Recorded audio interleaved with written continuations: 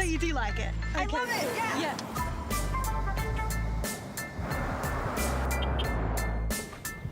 Now when you go pre-owned, you can enjoy the same feeling you get with a new Toyota. Tested and backed by Toyota. Upgrade your car, mate. This? Yeah, no big deal. Toyota certified. Pre-owned in a class of its own. Oh, what a feeling. Toyota.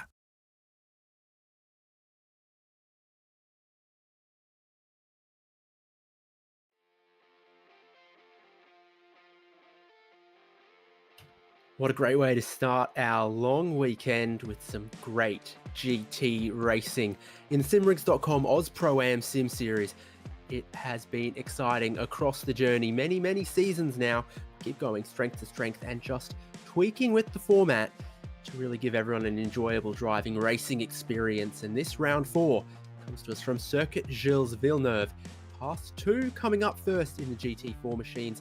And then we get into the Pro-Am Championship in the GT3s. Lots of great racing coming your way on SimSpeed. David Haynes here with Jay Kennedy. He's also pushing some of the buttons on the cameras, and well, it's quite a well-known circuit for hosting a lot of Grand Prix racing. There's also been Champ Car, NASCAR, other things here across the journey as well.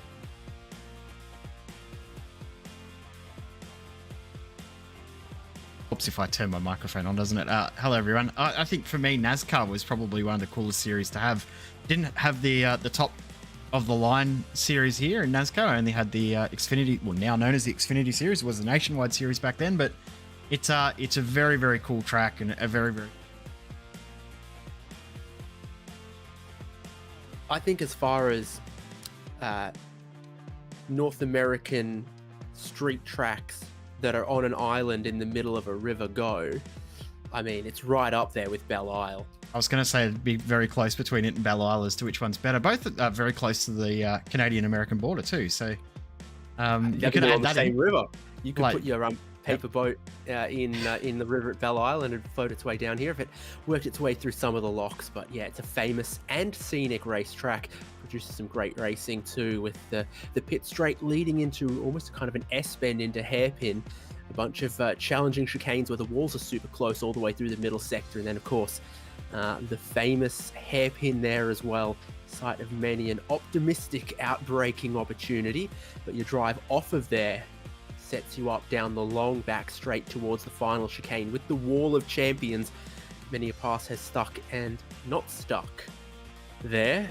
And of course, the track limits, the aggressive curves, and that Wall of Champions are all in play. When the fastest racing line takes you right up against the barriers, you've got to be brave and precise to go fast and be successful here. Yeah, you've got to be really aggressive and understand the aggression level that you can push it to as well. It's a very fine line between being on the limit or just over the limit as well. So we'll see a very interesting few races tonight. 4 races on the cards, 2 in Pass 2, GT4 action, and then GT3 action in Pro-Am coming up as well, as we're in qualifying for Pass 2 in GT4s.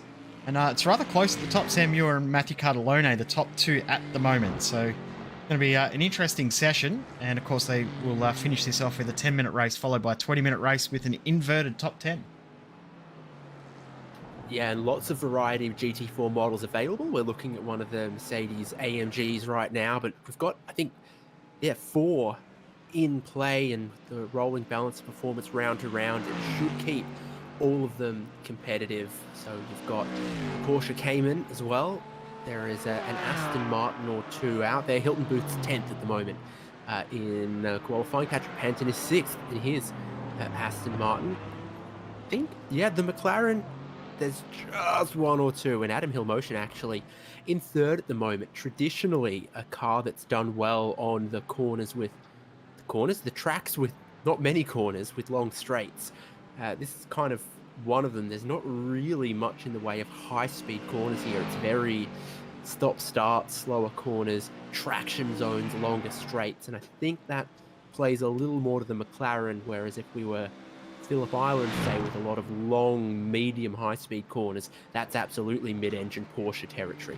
Yeah, exactly right. It's been interesting to see which car has been best at which track as well. So Going to be cool throughout the rest of the season as Muir crosses the line, goes faster again. So he will almost definitely secure P1. It will be interesting to see how much the car progression is. Of course, there is a rolling balance of performance too, which I just remembered that I haven't done a graphic for. So apologies to for not bringing that up. But I'm going to go and quickly look at the balance of performance when I find it. There it is. Nope, I can't see it. I can't see the details of balance of performance. Just too busy today installing Roblox to make graphics of what the balance of performance is Got to like. keep the newly 11-year-old happy. Exactly. But what it is the cars that overperform get a little bit of their horsepower trimmed back to the next round. Cars that drastically underperform might get a little bit back, and many cars will be relatively unchanged. And what it should mean is that there's no one car that runs away with it. And because what you don't want is just to have everybody in the Mercedes or everyone in the Porsche, and drivers who say, oh, I kind of like how the Aston Martin drives, but it's missing half a second per lap. It's not competitive, even though I like it and enjoy it. Well, how about we make that car competitive then? And that's kind of the philosophy behind that. It obviously works pretty well because we've got 4 different models in play. Yeah, and 4 within the top 6, which is great to see. I mean, a little bit of a gap between 5th and 6th in the session, but still, it is relatively close. I just seen Sam Muir come into the pits, but he was looking very, very strong on his lap. Adam Hill Motion's gone back out for one last run, but Sean Lacey here, will he cross the line and improve his time? This will be his last lap. Having to look 5th till he comes to the timing line. Didn't count. Didn't. Okay.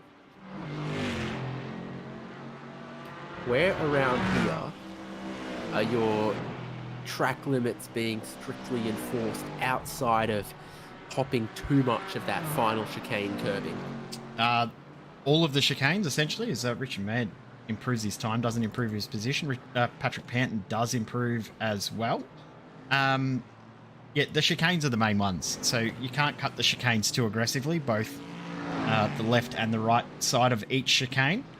So through this chicane here, the first, it's probably less of an issue there. But the next chicane through turns 8 and 9, and then obviously the final chicane, you can be very aggressive. But they're the main spots. You've got to be very careful not to push the track limits too far, because if you do, you're going to find yourself in all sorts of trouble. Race control automatically will give you an off-track penalty, and that ruins your qualifying lap, as qualifying is pretty much done. It is, and that'll lead us into the first of the 2 races. 10-minute race before the 20-minute race number 2 with an inverted top 10. That's what our front row looks like. It is Mercedes on the front row with Sam Muir, Matthew Cardellone. There's Adam Hill Motion, the McLaren in 3rd, Jacques Swanepoel in 4th, Sean Lacey, the first Porsche, in 5th, Patrick Panton, the first Aston Martin, in 6th, and then Richard Muir and Jason Bentz, 7th and 8th. Matt Hardigan and Paul Longworth on the next row, and his teammate Jason Muscat just behind him, with Mark Cochran on that row too. Another one of them there, Stu Brown and Aaron Maguire. They sure love pizza. Hilton Booth and Kyle Gretsch, 15th and 16th. It's the 19-car grid. Some remaining drivers are Blake Rankin and Daniel Fritz. We got Greg Panton as well, which is good to see. Didn't those guys run KFC liveries last week in the Formula V? There was some sort of food associated with their cars last week, wasn't there? I think there was. Yeah, I think we might see a bit of a trend going on with those guys. I'll be honest with you, that Pizza Hut scheme reminds me not insignificantly of one of the famous long-standing brands of tobacco that liked to sponsor Ferraris and McLarens and such. And I'm wondering which is worse for your health. The answer is definitely tobacco, but Pizza Hut every day would catch up. It's making me a little hungry, though. I'm hungry for us to go racing, which we shortly will because we've got the short formation lap here on the back straight. So there should be no pit stop in this first 10-minute race, but then when we get into the 20-minute race, certainly we expect to see the pit lane get used. It is a challenging pit entry here because you go faster taking pit entry than you do following the racing line. That can often cause some challenges. We'll see if that comes up in race number 2. But for the moment, giving a little bit of space to the pace car, our Mercedes front row of the grid. Samuel and Matthew Cardellone back it up a little bit and then make their way with cold tyres for the first race of the evening onto the pit straight, waiting on Barney's green flag. Lets the field get quite a bit down the pit straight. The starting zone, they're in it now. The green flag drops and we're racing with the GT4s of Pass 2 at Montreal. Great launch from the pole seat at Mur immediately across onto the racing line. Cardellone going a little bit defensive so he doesn't get swallowed up by the cars behind. And look at that McLaren Pogo across the curbs at turn 1. It hasn't got tyre pressure or poise just yet.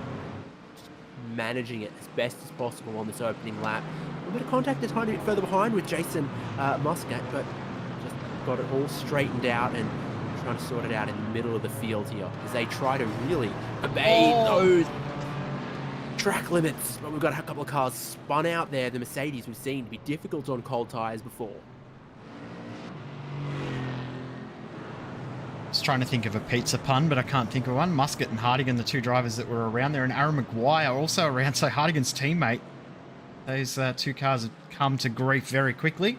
Just like crust, those cars are pretty well stuffed at the moment. I was trying to contact with the wall. I was trying so hard to think of a cheesy crust pun, but I couldn't get one. Well, this is a big move for the lead. Like we talked about, drivers can sometimes get very, very ambitious in that big braking zone. Cardellone had a look from a long way back, had a dive, but Sambio had him covered and gets better drive off of that corner onto this back straight. So Swanepoel 3rd, Hill Motion 4th, Lacey 5th. I think it's behind them where the action has been on this opening lap, and I think I'm seeing a bit of a bump draft back there. Jason Bentz pushing Patrick Panton along now. Bentz looking for the inside into the final chicane here. Not close enough. Decides to opt out of it. Probably the right call to opt out as well.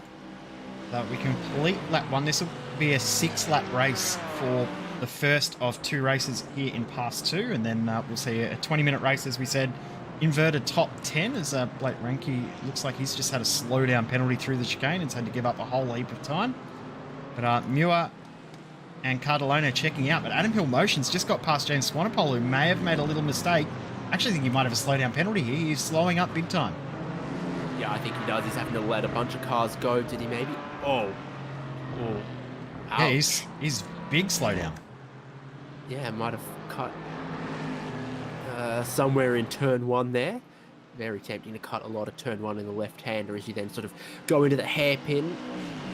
Next up, maybe have a look. Was it maybe at the final chicane here? Oh, I think on the right-hand side there. On the right-hand side, it might have done it. Immediately, he's pulling out a line, trying to clear it. Took him a long time before he could do it. He's still got a black flag. I don't think he's cleared it. I don't think he cleared it. No, I think he's ended up with a penalty for not clearing that black flag, so that's really hurt him.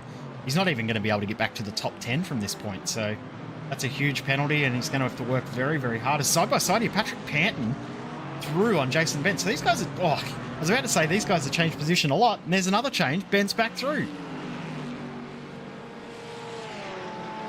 The Aston Martin Mercedes have got the same Mercedes AMG road car derived engine in them, despite what the iRacing product page would mislead you with. And so the driving dynamics should be pretty similar, the power should be pretty similar, but there are differences. They're not an identical chassis underneath by any means. They're developed differently and have different characteristics, but Bentz and Panton just been going back and forth religiously over this last lap or so.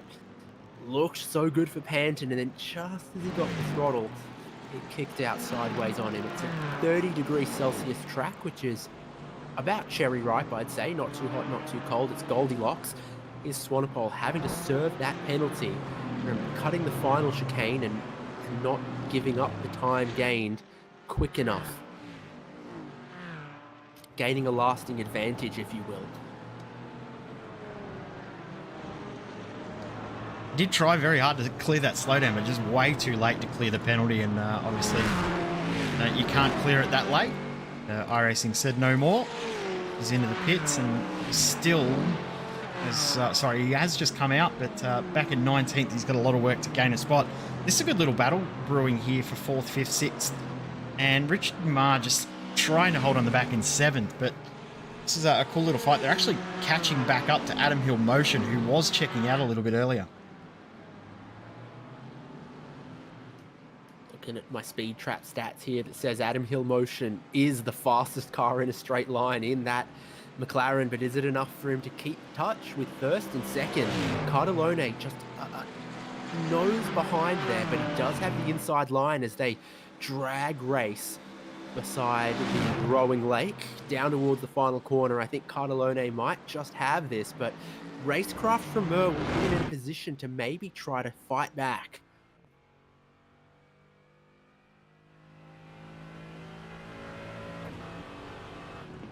Potentially we'll try and get back at the same spot again. It is a very, very good passing opportunity in these cars, as is turn 1 if you can get a great run out of the final corner, but it's almost an attempt of a move there from Jason Benson. Yeah, Hill Motion's got a slowdown penalty as well.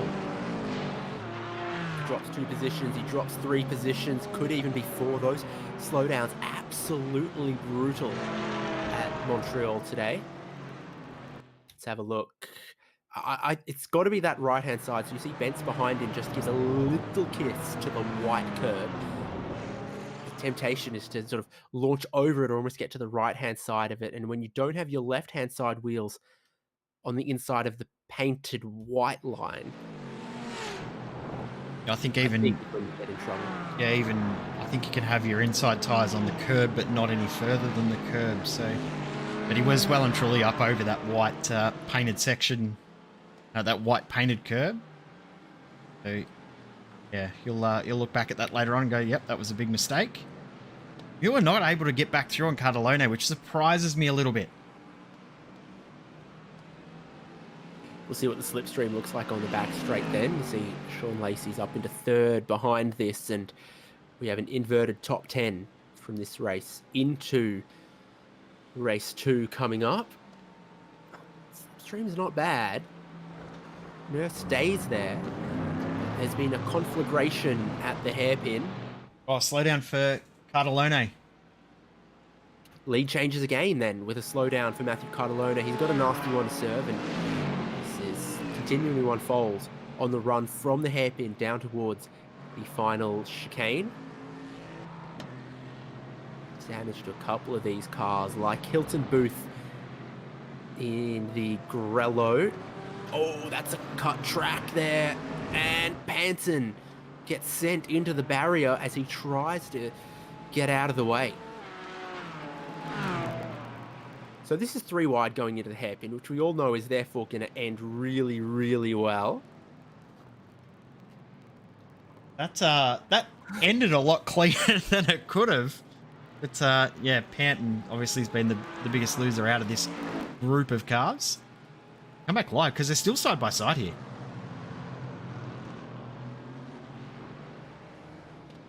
Don't read too many of the little graphics on Hilton Booth's car, I'm telling you.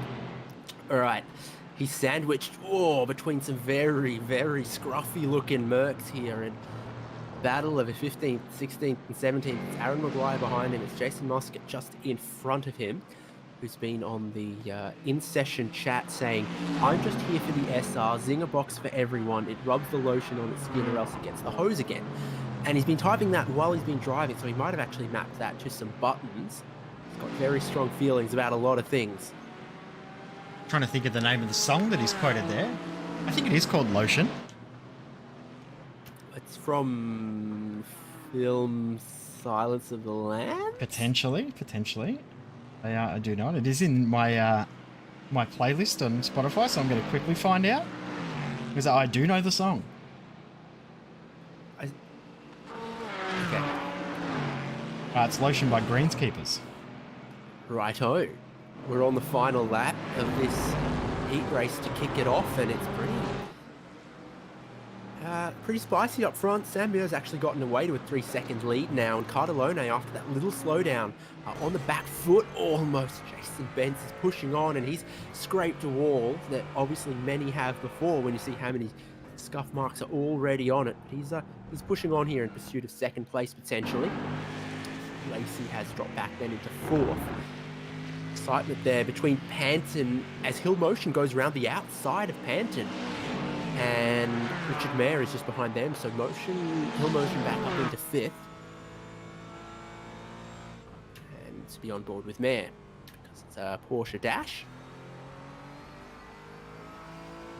Bentz is Bentz now up in a second. through, yeah. This is the final lap on this one, so Cardellone from challenging to the lead. Back up, he's not afraid of breaking deep into the hairpin. Will it pay off for him? All of a sudden, Sean Lacey's in the conversation as well, and the two of them pick up the throttle and drag race off the hairpin down the back straight for the last lap of this race. It's going to be a very interesting fight all the way to the end here. Who What is he going can't to hold afford on, to do is carry a slowdown penalty across the checkered flag.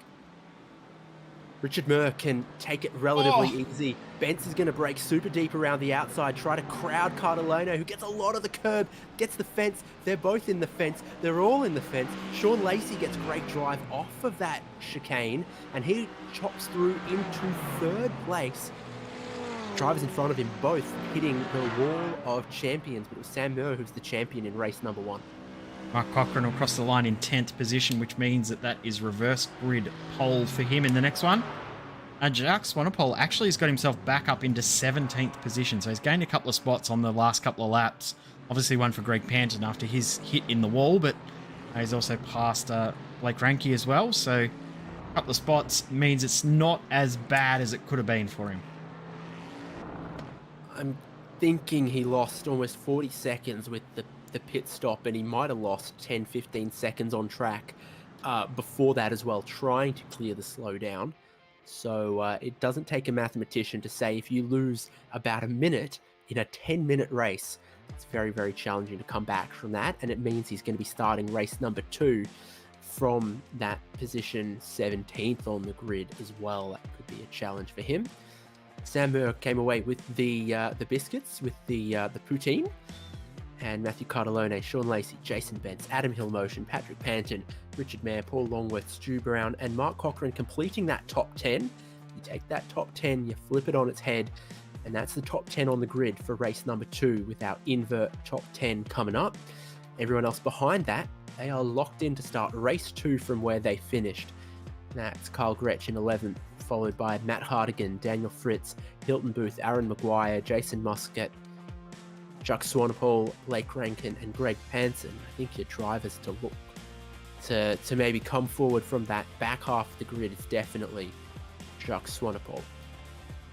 Just got sent the balance of performance data. So the Mercedes and the Porsche both are restricted to 96.5% power this round. Aston Martin at 99 and the McLaren at 100%. So Adam Hill Motion, no surprise to see his car right up towards the pointy end there in that one, because he did make his way forward due to that extra power that he had.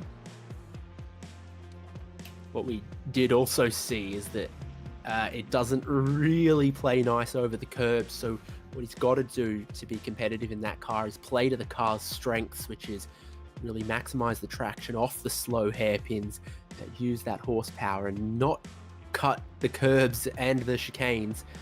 Definitely in this longer 20-minute race coming up, that could absolutely play to his advantage and maybe help him make some passes in a straight line as well. The other thing that they've got to think about is that they're going to need to pit for at least a little bit of fuel somewhere in the race, and we saw how much time can be lost if you fight side by side through any of these chicanes. Maybe you look for someone like Swanepoel to pit early, see, because what should be a pretty broad pit window. Some will want to stop early, some will definitely aim to go long. This is how they're going to grid up for the second race. Of course, we're sort of counting 10, 9, 8, 7, etc. for how they now start with the inverted top 10 in race number 2. It gives Mark Cochran the pole position. and Stu Brown alongside him. Next row, Paul Longworth and Richard Mayer. Pardon me while I don't hold my mic open while I burp. And Patrick Panson in 5th. Adam Hillmotion in that lonely McLaren starting out of 6th. You got Bence, Lacey, Matthew Cardellone and Sam Muir starting in that middle of the pack there. That could be very, very spicy because they raced very, very spicy towards the end of race number 1. Just outside of that top 10 again, Carl Gretsch, Matt Hardigan, as we said before, and as they finished race 1. Fritz and Booth, all Aston Martin on that row. Mercedes here with Maguire and Muscat. Jacques Swanepoel starting out of 17th place, one of the form drivers of this championship so far. And Greg Panson out of 19th there in the ILEC Aston. So Blake Rankin in 18th it is. So this is set to be very, very interesting with, you know, your top 4 drivers that raced each other so hard starting right in the middle of the field. And Swanepoel starting right at the back as well. And 2 drivers not starting. That's Bence and That Muscat. I was going to say, is it? It's Muscat. Yeah, Muscat. Read it 3 times and I still was second guessing myself. They're marked orange on my timing screen for being in the pit lane. Green flag drops.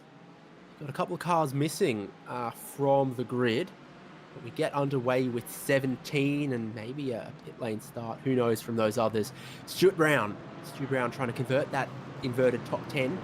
Use that gift he's been given to try to get clear of the rest of the carnage and the chaos we've seen on cold tyres on a GT4 race start. Some of these cars can be very sketchy. It's this chicane right here where a couple of the Mercedes went off early and they've done it even earlier. This time, Sean Lacey gets super sideways in the Mercedes, but on the way into that corner, Blake Rankin and someone else have gone off and there's damage there to Paul Longworth. Jason Bence has started from the pit lane and he's now up a chunk of positions as well. There's Muscat. So everyone's in the race, but Muscat and Bence opting to start from the pit lane either by strategy, by force, or by they just didn't quite press the button in time. Matt Hardigan's now in the fence. And Swanepoel's involved in that too, so it's a disastrous night for him. There's Fritz and there's Hardigan. Well, it is all, and it is happening, that's for sure. Chaotic, very chaotic first lap. Up front, Stuart Brown and Richard Mayer have managed to mug the lead of the race from Mark Cochran, who did start on pole. And Adam Hillmotion's up into 4th as well. This would be Hansen and Moore.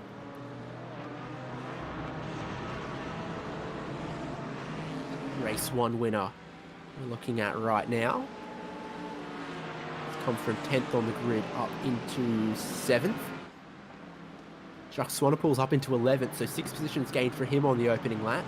Rick Panton actually gaining 7 with all of the carnage that unfolded and the pit lane starts. Yeah, so that's Hardigan and Fritz you see tangling in the braking zone on the way in there. Teammates coming together is never a good sign. No. So this is Hilton Booth, Swanepoel behind, Gretsch in front.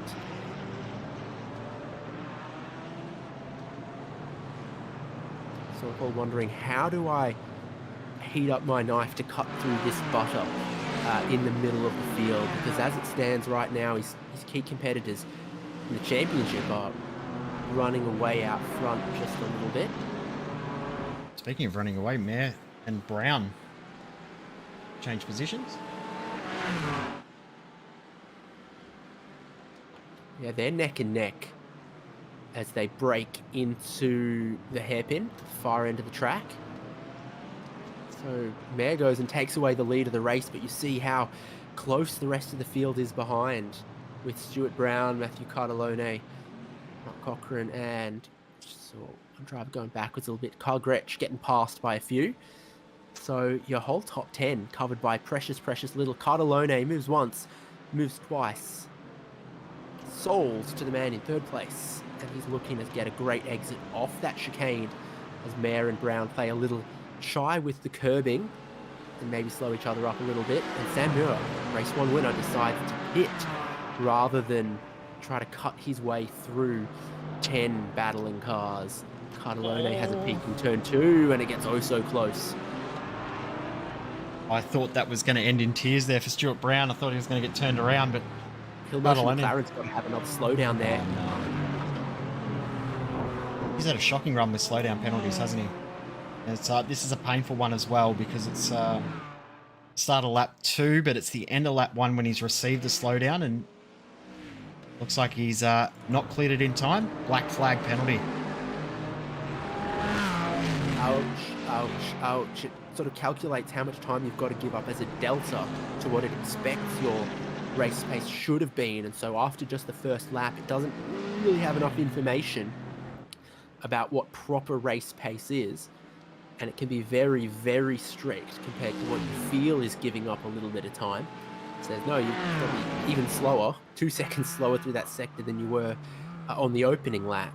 Cardellone, massive dive for second place. Almost a little bit of Mercedes to Mercedes contact like it's the Spanish Grand Prix. Cardellone is now up into second place. Brown's got a great run here though, so we might be able to throw it back up the inside and potentially get the spot back. Obviously we can gather that the guys are at the point where they can pit now and make it home. Drivers who are up towards, gee that was close, towards the pointy end of the field who have already, as Brown has a huge moment, almost puts it in the fence, but he's continuing on.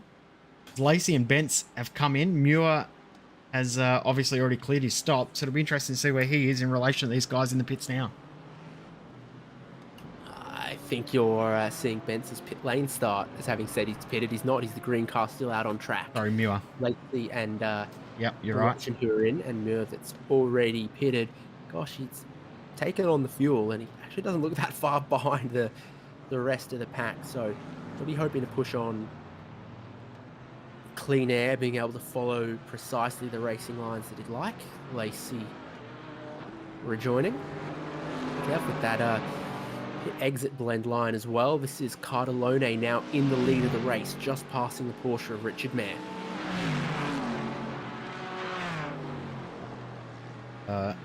He's also let Patrick Panton now into this lead battle, so we've got a 3-car fight with Stuart Brown's little whoopsie at the final corner on the end of the previous lap. So Panton now trying to get himself forward a couple more spots. Just seen Jacques Swanepoel's also got another slowdown penalty. And Adam Hill Motion is still stopped in the pits after his penalty. It's almost been a minute for Hill Motion. Leading group of cars that haven't stopped here with Cardellone, Mayer and Panton. Finally, he's going.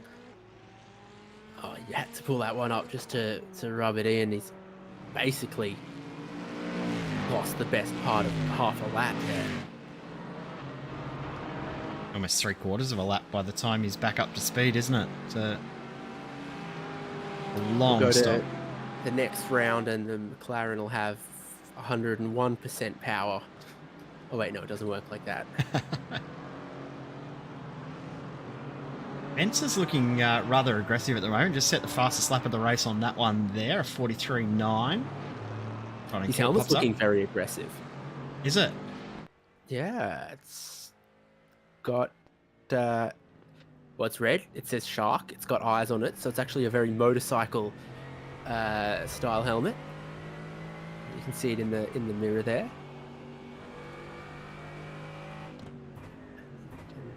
Seat in the way. Too much wings on the seat. But yeah, putting the pressure immediately onto Brown. Spence hasn't stopped yet, and he's got to consider where he is against the drivers who have stopped already. That's an aggressive view, like Sam Muir and Sean Lacey. And of course, he is not that far ahead of Jacques Swanepoel, who's had to fight his way through the entire field. How about a dive at the hairpin from Bence? He's going to give it a go, but it really narrows up your exit, which can kick the tail sideways, but he got clear enough to get a pretty decent exit off of that. You can see more attention at pit entry this time. It's a lap down car with a slowdown, isn't it? Matt Hardigan trying to stay out of the way, causes a little bit of confusion. That's going to be a slowdown, no doubt, for Panton. Surely, with that much corner chopped, he is up into second, ahead of Richard Mayer, and now he's not. How many more spots is he going to lose? You've got Cochrane coming up now. That was Hardigan that just went past. Still hasn't cleared it. Oh, contact! Hit. Oh, Panton gets hit around. He was off the racing line, and that other driver's barreled in down the inside and pushed wide on him. Panton was slow in and off the racing line. There really isn't much excuse for hitting him from what I saw from the angle. Of course, it's always confusing. You don't practice and expect that sort of racing. Someone who's doing 80% speed, trying to give up a slowdown penalty.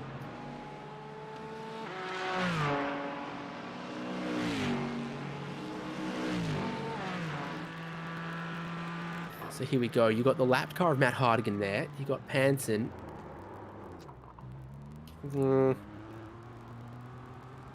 He didn't hit the apex. Cochrane didn't hit the apex, but in saying that, was there enough room on the outside? Yeah, it's going to be an interesting call, and one that I'm glad I don't sit in race control for.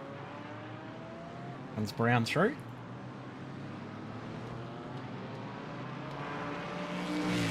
One thing I'm noticing is Sam Muir, pitted early, has now started to catch a bit of traffic because he's got Maguire and Longworth who haven't stopped yet. Now he's gone and caught them. Gives just a little tap to Longworth on his way through as well. Actually lapping faster than the race leader is Sam Muir. Yeah, we're past 10 minutes into this one. So almost everyone heading for pit entry this time. You've got the Astons of Booth and Panton there who took pit entry. They didn't swipe across in front of us in the camera. So most people pitting now.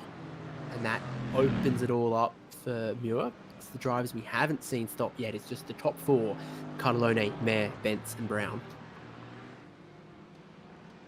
And that lap by Mayer lost, what, 0.6 of a second just with that little bit of traffic. So that did hurt him a little bit, but he still should be the first car that has pitted. Yeah, so there's their first two that have pitted, Sam Mayer and also Sean Lacey.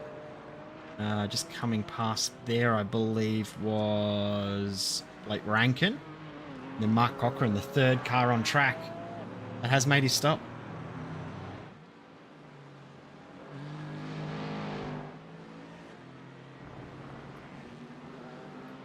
Yeah, correct. Looking at Bence. Hasn't stopped. Laps car to him of Hardigan just behind. Fastest lap at the race at the moment. Still belonging to Jason Bence though.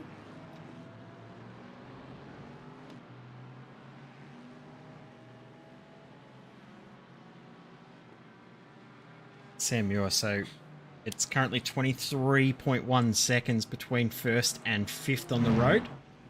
Like you see that flash of white, that's the camera trying to follow Matt Cardellone into the pits. He is in, Mayer is in, Bence is in, and Stuart Brown also in the pits. He's on the pit limiter very early. Oh, it's the old Okayama special, isn't it? You've got to know where those yellow cones are and you've got to attack them. Ismer, of course, pitted early, looking to undercut a whole chunk of drivers. Oh, and this scanned version of the pit lane is that NASCAR nationwide pit lane, not the F1 pit lane, isn't it? Correct. I scanned it on a NASCAR weekend. Oh, it's so close for the race lead. Cardellone on the exit, hits the grass, nose into the wall, destroys it. They were neck and neck for the race lead coming out of the pit lane. The pressure has gotten to Cardellone, and he has fenced himself. Muir nearly doing the same. but he Wow. leads this race from 10th on the grid. That was something you did not expect to see. It's a crazy, crazy moment in this race. And as you said, did it all to himself. There's no one to blame in this incident. Just hits the grass on the outside, bang around, into the wall. Race done. He knows where he can get some auto parts now, though. So, yeah, fought so hard for position. Stayed out to pit late in the window. Rejoined. Had a sniff of the race lead and of a race win, and just overstepped that challenging pit exit. Touched the grass. It's bit him big time. Benefits Sean Lacey, who's into second. Richard Mayer, who's into third. This is all over fifth. Cochrane on the inside gets past Stuart Brown. Jacques Swanepoel in 7th place, and Patrick Panson behind. Well, with Cochrane here, and you'll see how quickly this group closes up. Brown already trying to look to take the position. Swanepoel closing quick, and Panton's got the double draft, triple draft, and the most power. Will he be able to use it? Who knows? Oh, make it through just.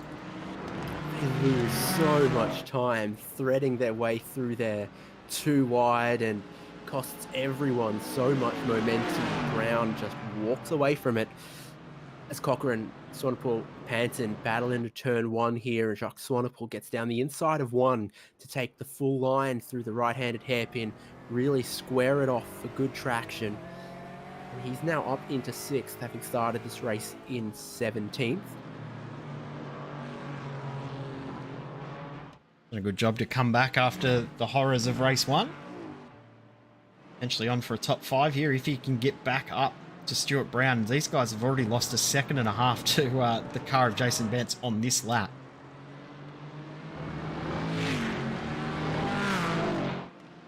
Gretchen Hill Motion in the final corner have maybe come together. So really not a corner that Hill Motion is going to be writing a love song for. Now going to see what happened. Of course, long pit stop, big penalty. Hill Motion, who maybe had top 5 pace all the way down the field. Oh. It's either Hill Motion outbraking himself and drilling the other guy, or the other guy defends the inside and then washes back onto the racing line in front of Hill Motion, and you can decide that's whichever one you'd rather it be. The more likely might be that the car of Gretsch just doesn't have the pace in comparison to Hill Motion, who's out of position. Brakes a little bit earlier, caught Hill Motion off guard there, and ended up trying to avoid him by going into the grass, but obviously couldn't do it. We've only got 3 laps to go. I think we'll be 3 laps to go. Of course, we were really scratching our head about, wait, how many laps are there to go? This time last week in the wildcard round at Zandvoort, where we definitely saw some interesting cars and some interesting strategies out on that one in Pro-Am. Sometimes it is a big mystery. How many laps is the race going to be? I don't think it is this time. 3 more to go as they were at the line. It's looking pretty good for Sam Muir, Sean Lacey and Richard Mayer, but Bentz, my goodness, he's hunting down a podium quickly as the 4th place man. He is. He's have a look at that gap now. Brown ahead. It says 12 seconds. That's 12 seconds to the car ahead of Bentz. Last time we put that up, it was 10 seconds. So these guys have lost 2.5 seconds to Bentz in just over a lap. Bentz is flying, and these other guys are checking each other up big time. Bentz is 1.5 seconds quicker than the guy in front of him last time. So there's the race leader. There's Lacey. There's Mayer. Here's Bentz in the green Mercedes.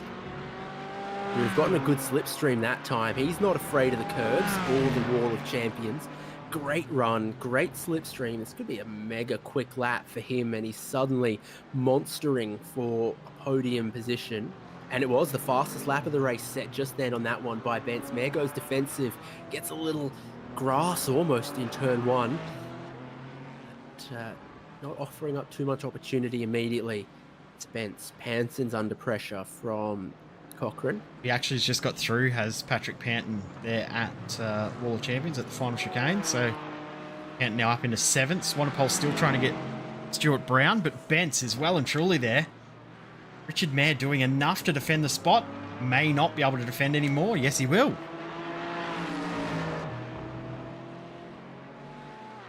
You don't see people try to go around the outside there all too often, but gave it a red-hot go, and he's looking here, there, and everywhere, and maybe just needs to wait for the back straight. Carries so much more speed through the final chicane as well. Definitely quicker, but you can't pass everywhere. That's kind of how a street circuit works. Some patience is often required, even if you have a very significant race speed advantage. Get the white flag this time by. 3 battles to go in this race too, with the battle for 3rd, battle for 5th, battle for 7th still ongoing and positions to be settled, but Jason Bence is looking very, very strong here. Richard Mare oh no! Inside. As Murd stopped too early, he's not got enough fuel. Yep. He's coming to the white flag with 15 seconds still on the clock. If we were 15 seconds slower, this would be a 1 lap shorter race.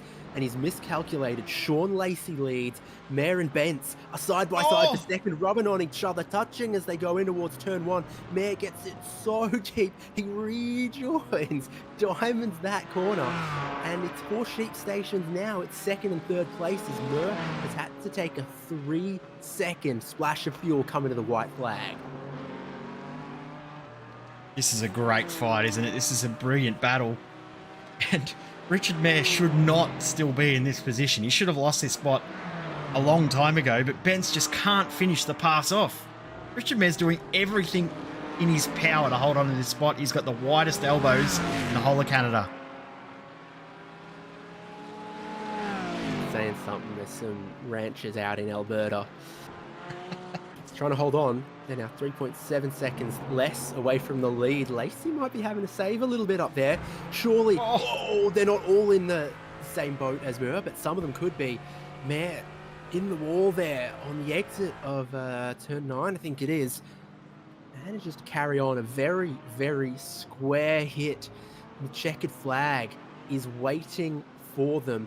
Bence with a big wide line through the hairpin, looking for momentum, and he's going to have to outbrake or outpressure Richard Mare into final braking opportunity on the lap. Who's got the fuel? Who's got the confidence and the bravery? The big Mercedes monstering the Porsche Cayman. Bence looking around the outside. Mare trying to hold that inside, keep it within track limits, park it on the apexes, not open up an opportunity for Bence. The checkered flag is there for Sean Lacey to take the win. Richard Mare to hold on, and Jason Bence to complete the podium. Still on for 5th here between Stuart Brown and Jacques Swanepoel, but I think Stuart Brown might just have done enough here. Patrick Panton's closed in on these guys too, so great battle in the end there. And Sam Muir, he'll be absolutely kicking himself to come in for a 2nd pit stop. Sean Lacey's done just enough to hold on, but Richard Mare holding on for that 2nd position. That is brilliant. Really, really solid race here from Sean Lacey as well, because he didn't start from the front of the grid. He started out of 8th. So it's a 3rd and a 1st. You might even call it a round win, I suspect, if you calculated it for Sean Lacey. It's not necessarily the prettiest Porsche, but if it's on the top step in the feature race, very, very good performance. Well, what might play out here? Oh, Hill Motion rolling out of it. He also... There's no way he's... Yeah, I think he's out of fuel. Had a 1-minute pit stop and he's run out of fuel on the final lap. This race too has not been his race at all. Is he going to make it? He should. Yeah. From 5th place in race 1 to a big slowdown penalty. Yep, we feel that, right? We all... I think we all felt that. Yeah.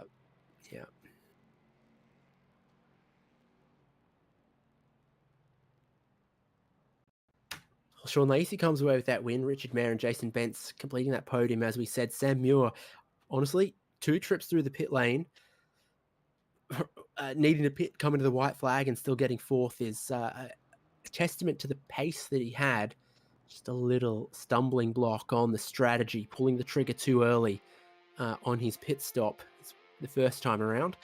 Stu Brown, Jacques Swan, Paul Patrick Panton, Hilton Booth, Aaron McGuire, and Paul Longworth.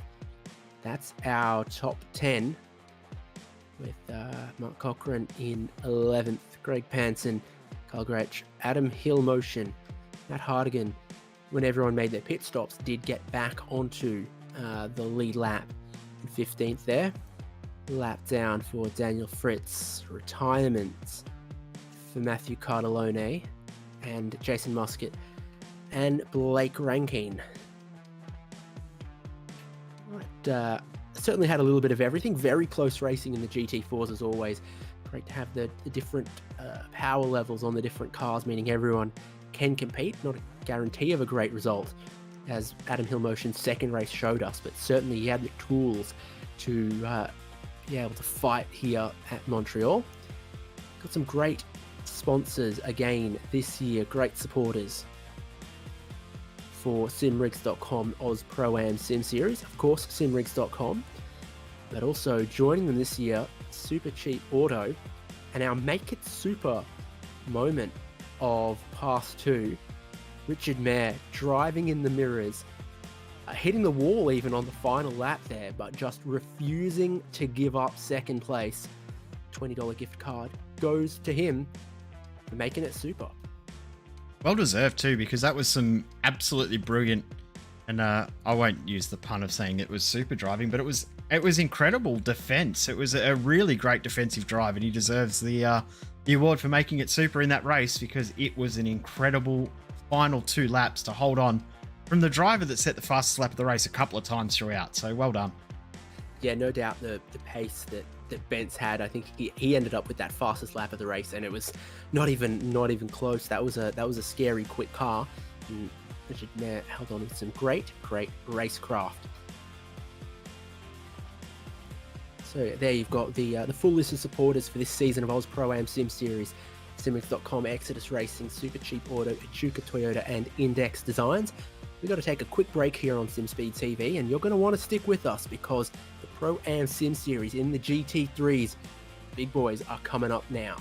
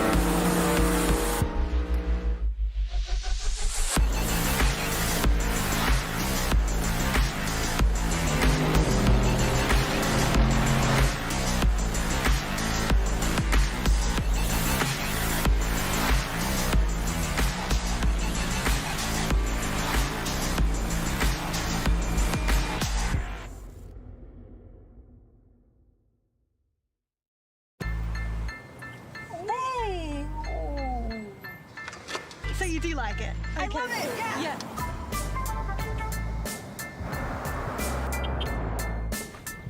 Now when you go pre-owned, you can enjoy the same feeling you get with a new Toyota. Tested and backed by Toyota. Upgrade your car, mate. This? Yeah, no big deal. Toyota certified. Pre-owned in a class of its own. Oh, what a feeling. Toyota.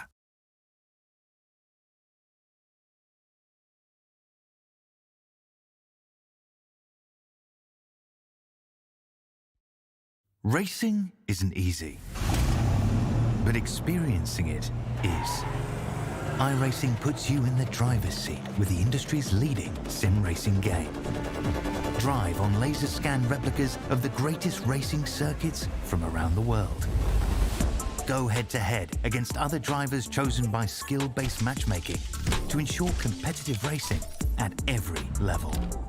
Compete across all your favorite series.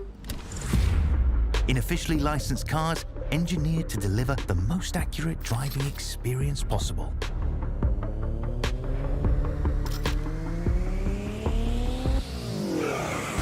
Join a race or host your own with players from across the globe.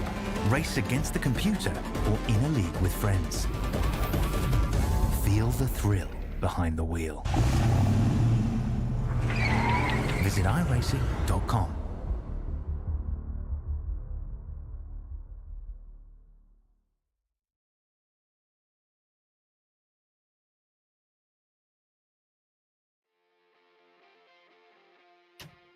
Time now for the GT3s of the Oz Pro Am Sim Series. Round 4 of this season at Circuit Gilles Villeneuve, Montreal. Again, 2 races ahead of us. Some sprint racing, some pit stop strategy racing as well. Good mix of GT3 marques and manufacturers, all hopefully pegged equally against each other to give us some super close racing for your Thursday night, heading into a long weekend. Again, thanks to simrigs.com, Exodus Racing, Super Cheap Auto, Echuca Toyota, and Index Designs. We do have another $20 Super Cheap Auto gift voucher going out for a Make It Super moment in this category as well. Very interesting to see who thrills and delights us and outperforms expectations in this coming GT3 class. Going to be a really cool race coming up in a couple of minutes' time. It's I'm looking forward to seeing how it does play out, because the guys that we will see out on track in the next few minutes are the best of the best we have. So seeing how they perform in the heat of the battle, the heat of the moment, is going to be really cool to watch. I'm looking forward to seeing who can perform in this one.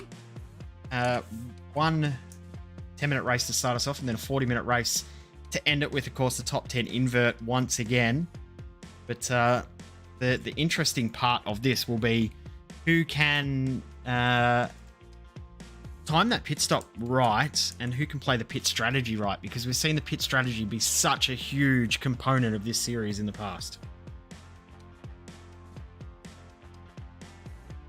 Yeah, correct. More GT3 cars on track than we saw GT4s in the previous as well. It means that track position can get a little more challenging, and it maybe opens up some different strategies a little more as well. Drivers just finishing up their qualifying at the moment. Sets the grid for the 10-minute race 1, and then a longer feature race of 40 minutes, again with the top 10 invert though. So all of that to come. This place looks a right treat at that time of the day. Now it's time to go racing for the Pro-Am Sim Series.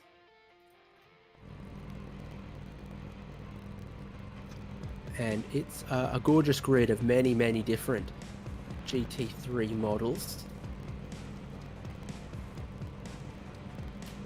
And here it is.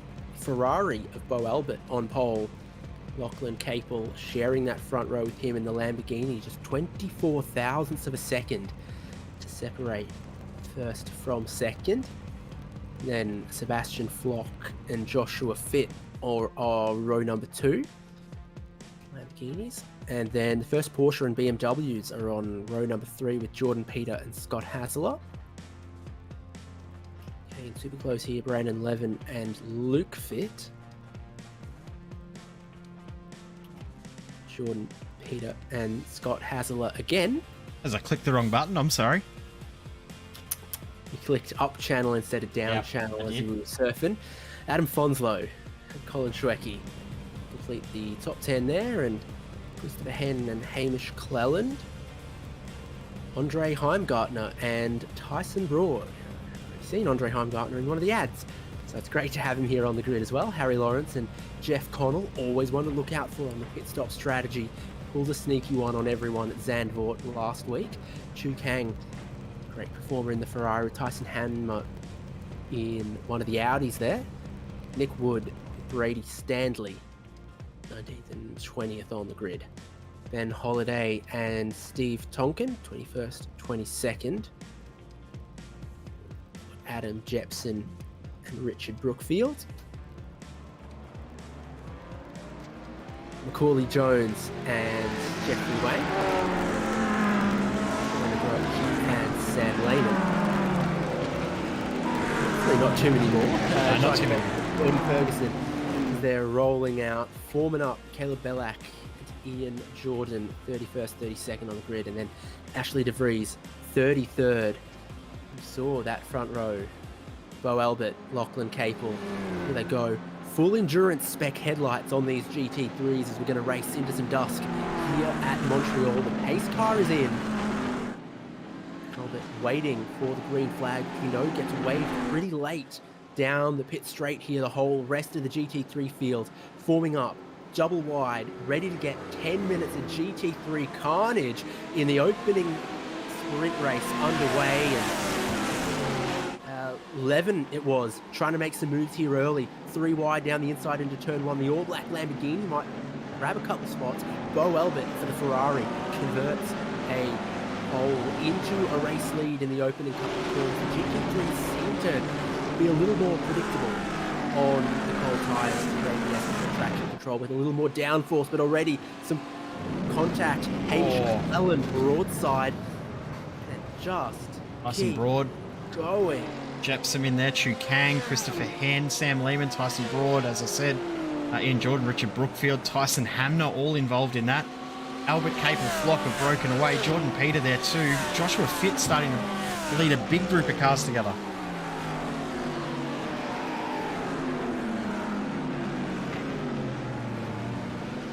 Yeah. Safety car. Cool. Another incident with Tonkin, Jones, and someone else at what I think is turn 6 as well. And we did have a near track blockage earlier in that lap as well. So, who's big winners, big losers on that opening lap then?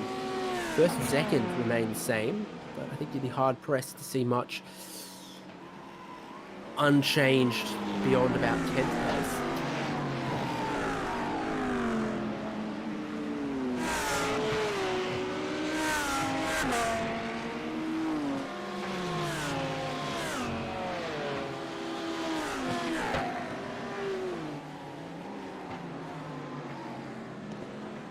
No, I'd be interested exactly where that incident started around turn 3, turn 4. Because then someone was sideways, maybe Hassler, and from there, drivers funnel one way, drivers funnel the other, going across the grass and rejoining at speed as they have no control. Racing. That was late. Yeah. He was in that second incident, but it was sort of later on and sort of a little unrelated. Race leaders caught the Porsche safety car. That will take away a lot of the racing in a 10-minute race.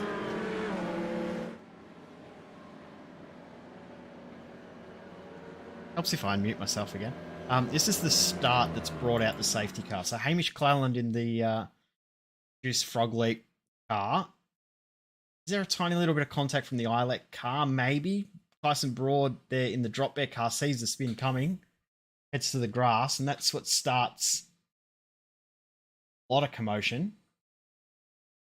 Oh, we've got the Simrids BMWs there further back.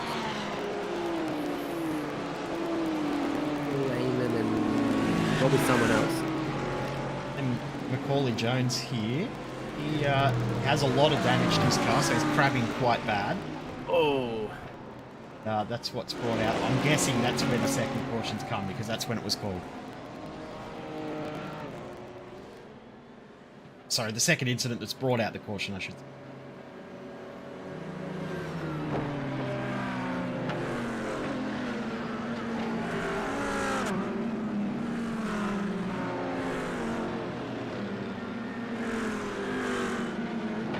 So the lights go off the safety car now. Should.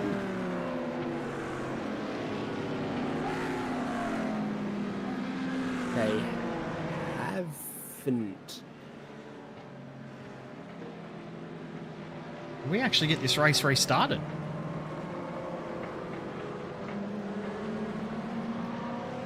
I don't know. It depends if Michael Massey's around. Yeah. We will get at least one lap, you would think, yeah? Great question. I don't know, but the whole field's crossed the start-finish line. To look at what's changed now is that sort of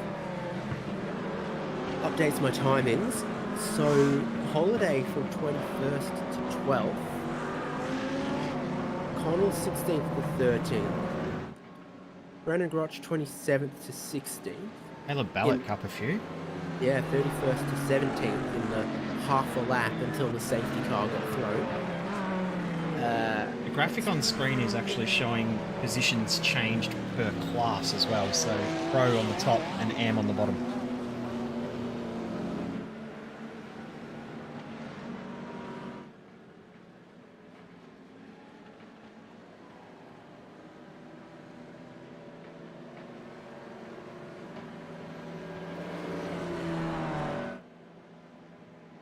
Lights come out this lap on the 2-minute 30 odd lap time. We should get one lap under green, I think. Across the line with about 3 minutes left on the clock, another 2.5 minute lap time. We should get one flying lap.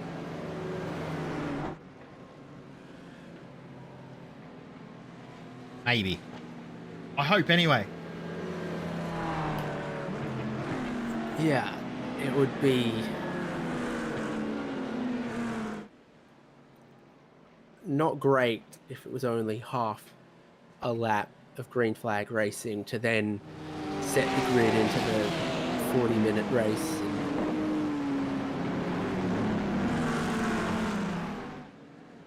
I guess if we only have one lap of racing, makes it easy for our decision on the Super Cheap Auto Award. We don't award it. No, or we anything. give it to the safety car driver. The safety car driver leads the most laps, so he gets it. Yeah, I think we'll get one more because looking at the lap times, they're doing 2 minute or did a 2-minute 30 on that first lap under safety car. They've just done another 2-minute 30-ish now. There's 3 minutes on the clock. 2:45 for Bo Albert, I should say. So we should get about 20 seconds left on the clock when they cross the line for that last lap.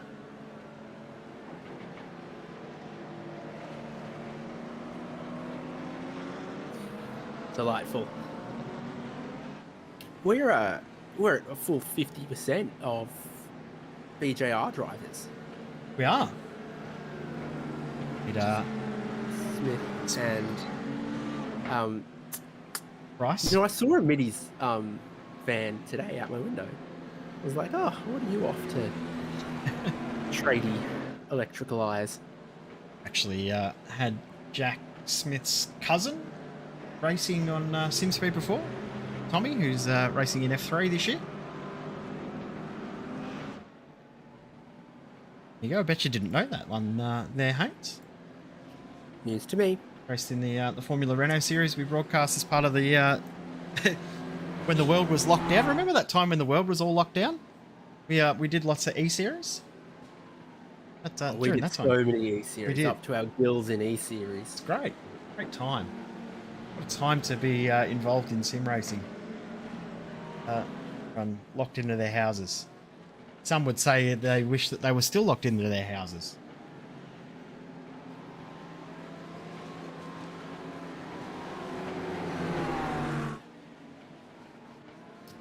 I might, you know, for old time's sake, build myself a pillow fort in the lounge room.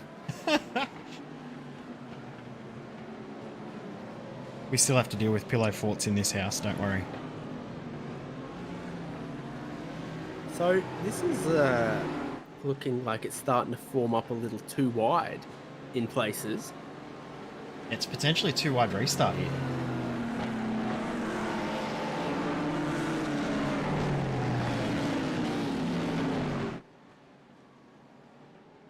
My main concern is for a complete replay of lap 1.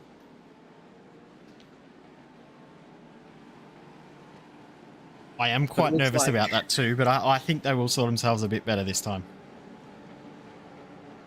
Did any riot acts get read? The safety car is in.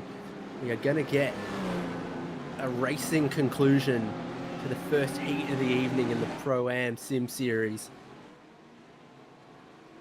Now, owing it to being a safety car restart, not the original race start, Bo Albert has decided he's going to go before the green flag is waved, which spreads out the front of the field a little bit more.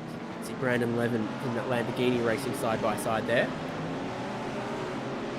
I'm going to side by side with Colin Schwecke as well. He's going to have to go the long way. Jeff Connell with the nose of his Porsche right up underneath the drivers in front of him. Side by side through that chicane. And the inevitable happens there. Does Jai Potts is around and Tyson Hamner involved, but like almost everyone else has gone through as Colin Schwecke around. The 91 Ferrari losing the tail on his way through there. By Sebastian Vettel at the 2011 Canadian Grand Prix, but up front, what really ought to be the final lap, and I do think it is. Yep, I do think the white flag was thrown and taken. Bo Albert, Lachlan Capel, Sebastian Flock out front here.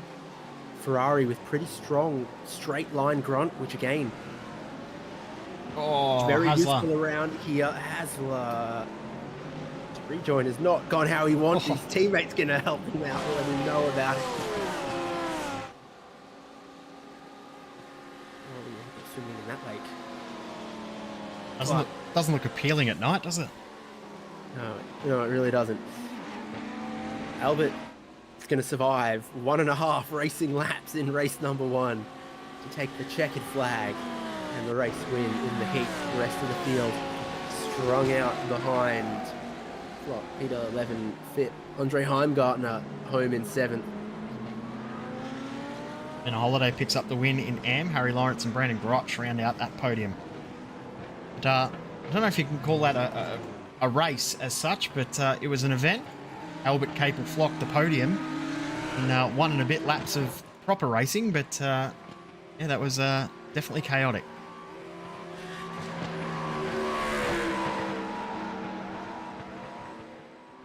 Yeah, it's that first chicane after turn 1, turn 2 that just always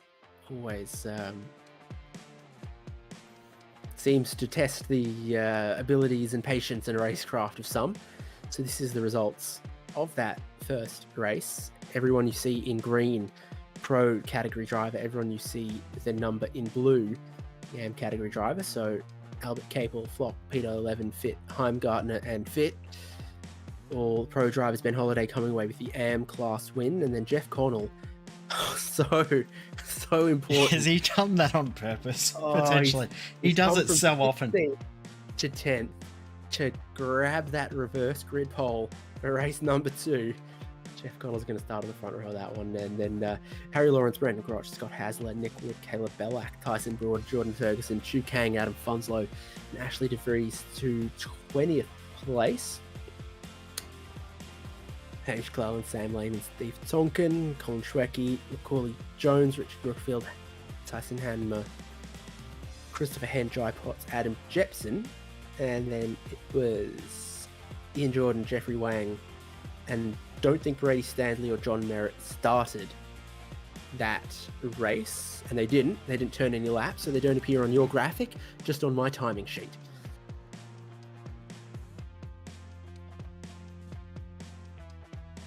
I don't think there's much to reassess from that race because it was chaotic. 1.5 laps of driving. You can't even call the end of that a race. It was a bit of a battle, but it wasn't too much.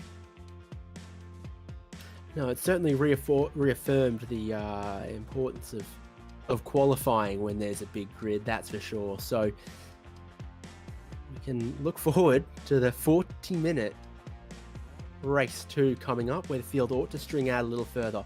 Safety car strategy ought to come into play, and drivers might have their head screwed on a little tighter. Maybe. Thinking the long game. I think I did clarify that they might and they may and they hopefully should. I make no guarantees for our drivers in SimRigs.com Oz Pro-Am Sim Series, but stick with us and find out.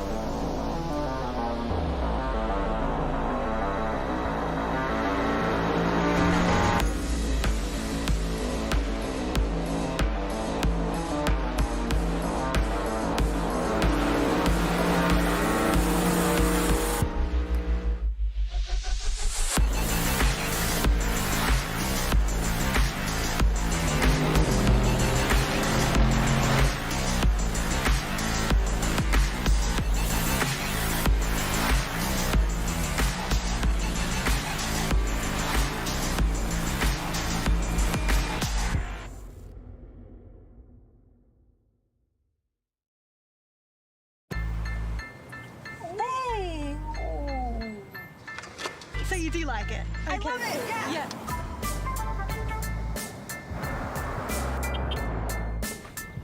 Now when you go pre-owned, you can enjoy the same feeling you get with a new Toyota. Tested and backed by Toyota. Upgrade your car, mate. This? Yeah, no big deal. Toyota certified. Pre-owned in a class of its own. Oh, what a feeling. Toyota.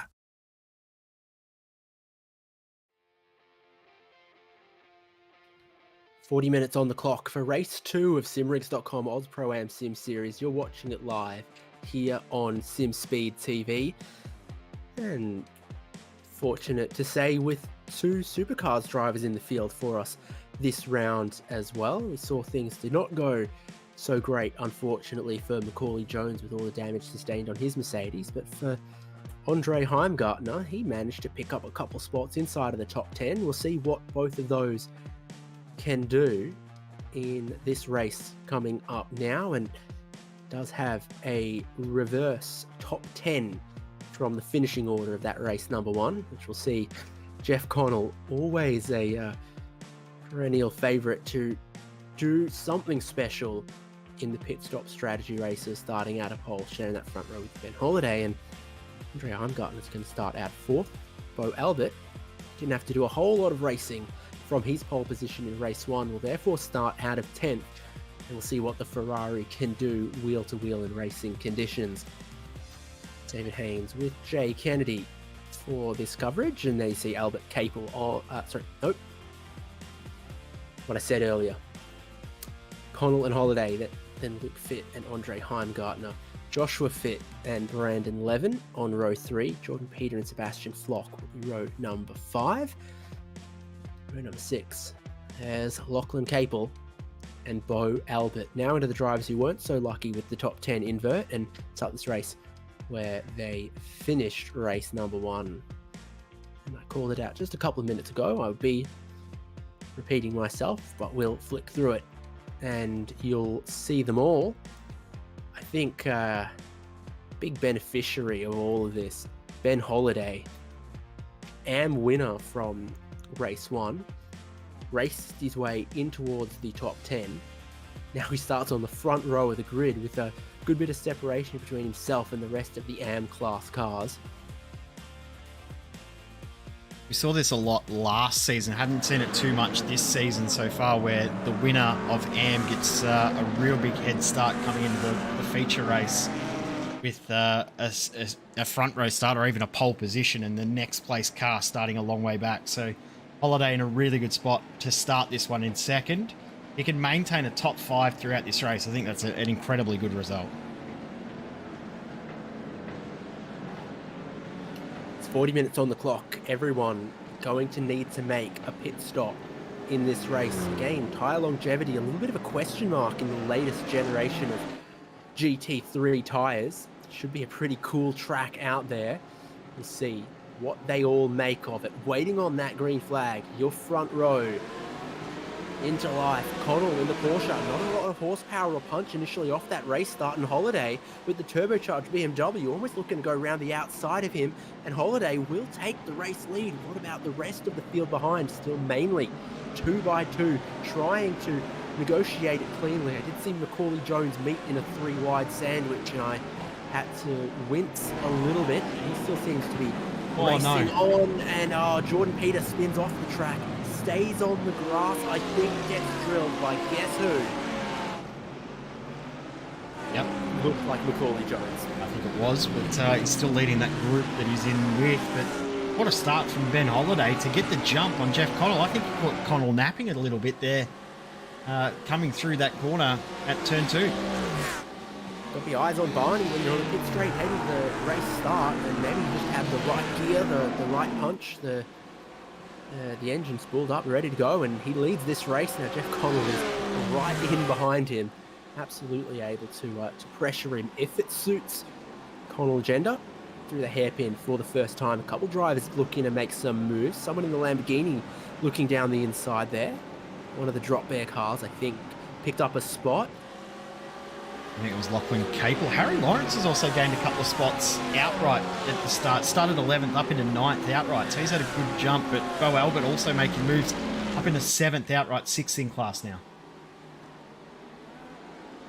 Again, GT3 cars and drivers have got to be careful about exactly how much curb they take in that final corner. You can imagine a slowdown would easily cost you 10 seconds. Jordan Ferguson around out of the final corner. Again, showing what a challenging street circuit this is, and if it's a wall good enough to eat some champions, it'll eat anyone. So this is at the lead of the race at the moment. Ben Holiday still holding on to that lead. Jeff Connell not feeling any pressure from any of the pro drivers behind. Maybe then thinking, well, Holiday's got the pace, I will slipstream off of his big BMW for the moment. Andre Heimgartner in 3rd. Did get another great race start, and I think the driver's on the right-hand lane of that race of rolling start actually made some good ground. Heimgartner picked one off. Brandon Levin won his battle against the driver he started alongside of, and Holiday did too as well, so maybe it was just more grip where they started on the right-hand lane, and you can very easily go too wide into that left-hander, but once it flicks back into the right-handed hairpin, you want to be on the inside for that, potentially. Albert through, Capel through, Tyson Broad through. So a few passes within the hairpin as Caleb Ballack around. It straightened up, but that was Scott Hasler, and also see the Adam Funslow just off the circuit there on the left-hand side. Yeah, a little bit of a car park happening there. Fly across the curves and kiss up against the wall of champions in the final sector. Holiday still leading this one. Connell, Heimgartner, Fit, Levin, Albert up into 6th, 4 positions gained. There we go. Albert fighting against Levin, now up another spot and into 5th.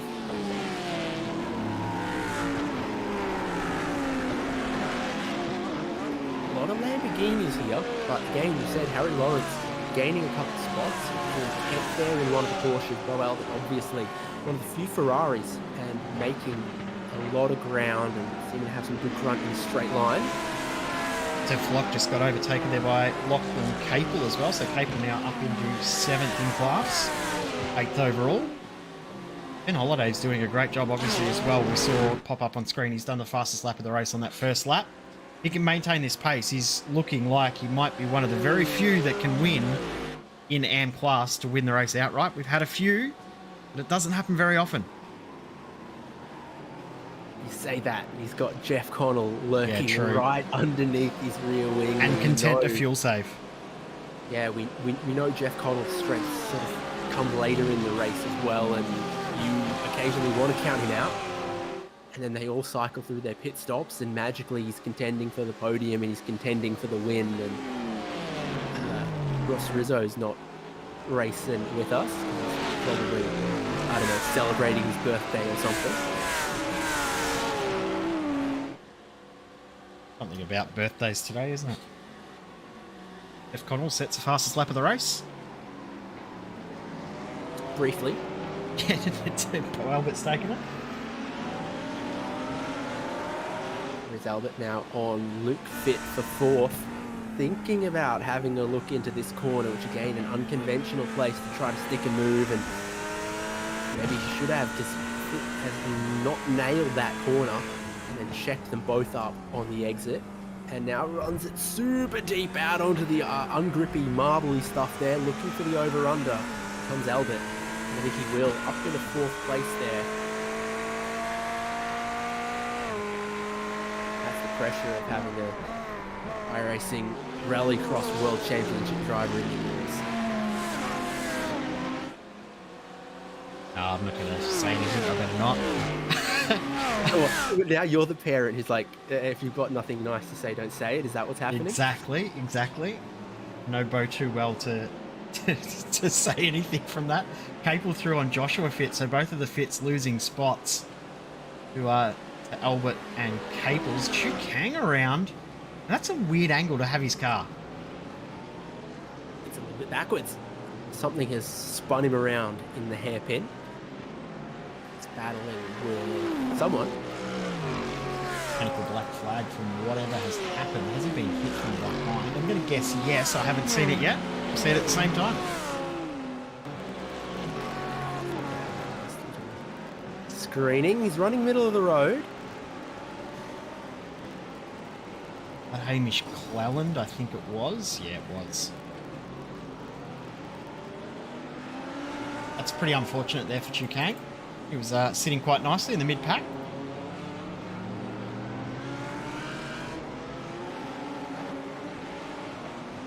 Yep, double dose of frog leap juice there with Cleland and Hasselot, and they were looking either way on Chu Kang, who did just go middle of the road here. He outbroke himself though. Look at how far past the apex he was.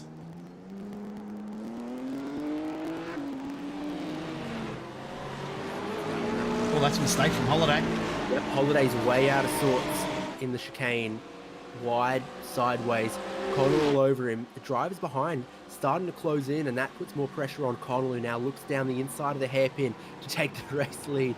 Has just a little kiss with Ben Holiday. Heimgartner and Albert was starting to close in as Holiday wasn't able to quite continue that opening pace he had that matched pro class drivers. They're starting to come a little more into their stride, but so that Porsche doesn't have his horsepower, and so Holiday backs out. Heimgartner has a little look. There's a little bit of Morse code, but he's taken a big chunk of the apex. Is that a slowdown? It is a slowdown for Andre Heimgartner. It's unfortunate for Andre. He was pushing along quite nicely and now finds himself dropping way back in the field. I was about to say, though, at that point, we had 4 different manufacturers in the top 4 as Lachlan Capel sets the fastest lap of the race. I've seen fastest laps of the race set by 3 different manufacturers as well. Another driver trying to look at mugging Heimgartner. That worked, though. Lachlan Capel's got to wait, and Heimgartner's now back in line, back up to speed, and almost got a little chunk of that wall, doesn't he? I think Capel was the one that may have hit the wall there because he was very, very late getting back on the throttle at corner exit. Now, with the usual format of these races, we may see drivers pit next lap or the end of this lap. But if they don't pit this lap, it'll probably be the next one. So we're not far off that first pit window opening and seeing everyone come in to get a big splash of fuel in their cars. Yeah, this is the leaders, Connell. Albert now up in a second. Holiday still running very well in third. There's a lot happening behind here. Flock it was, got hit at the apex by Andre Heimgartner. Trying to fight back. Trying to run down straight with more speed than Capel if he can. He's so careful though at this next chicane. That's what bit him last lap. He was trying to battle side by side. Turned in too early. He's going for the pit lane. It's actually a pretty smart thing to do if you find yourself on the outside heading down there. Get out of that. Stop a little earlier than others. Heimgartner in. I think that's a great decision considering where he was. He was really stuck in no man's land. If he had tried to continue on the track, he ran a risk of someone bumping into him behind him, which is always a huge risk. But the other part of that is he also risked, losing heaps of ground or even being forced off the track and getting a slowdown penalty. So I think it's a great decision by him to continue on through the pit lane and make that first stop. He's back out on track and away. Dry Potts will be just ahead of him. A lot of drivers behind Heimgartner that also opted the pit, even if not many others sort of in that top 10 did. Capel passed Fit, but Capel runs Capel. wide, Fit spins. It's definitely going to be a slowdown for Capel, right? And Fit loops it as he's checked up. Has he got a traction control disable button? Surely must have. It still cost him quite a bit of time. Flock side by side with Capel now in that segment, and just a whole host of cars behind them. Lawrence, Fit, Grotch, and we expect a lot of these drivers could be heading for pit in this time. Albert is going to. I don't see Jeff Connell, so he's got to be in as well, and they're absolutely neck and neck as they all enter pit lane except Harry Lawrence, who shortcuts the final chicane under pressure. He's surely going to have a slowdown penalty off of that one. Having a look again at Fit versus Capel. Also, just seen that there's a few drivers that I've just seen. Fit would have been okay if there wasn't that little whoopsie from Lachlan Capel. I think that caught him off guard there. Battle for the race lead, leaving pit lane. Connell still ahead of Albert.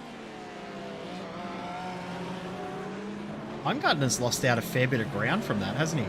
I mean, he's ahead of Capel and Flock, who he was battling with, and owes about an extra second and a half at the next stop. But time-wise to Connell and Albert, I think he's lost a little bit of ground. Didn't see enough of his pit entry to know how much he attacked the line, because the cone-to-cone time is very reasonable for Heimgartner. It's not like he overshot his pit box or anything like that. It must have been sort of in-lap, out-lap kind of stuff. Yeah. Again, he had that slowdown penalty the lap prior, and he was kind of 7th-ish, 8th-ish. Albert through on Jeff Connell. Connell just gives up the spot. So I think that's Jeff Connell saying, hey, go on through. I'll just sit behind and feel safe.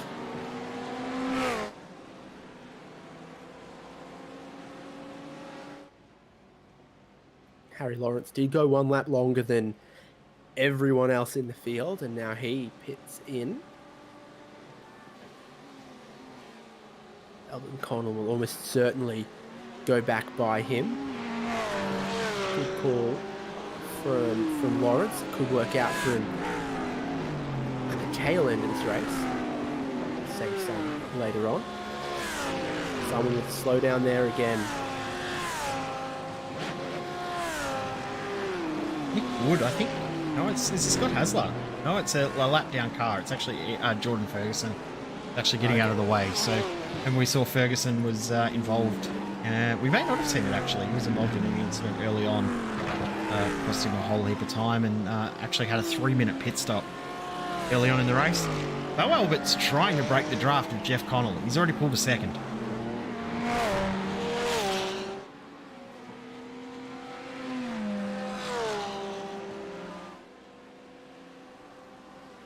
I mean, that's either you do that, you give it all, try to break that slipstream, break that toe, or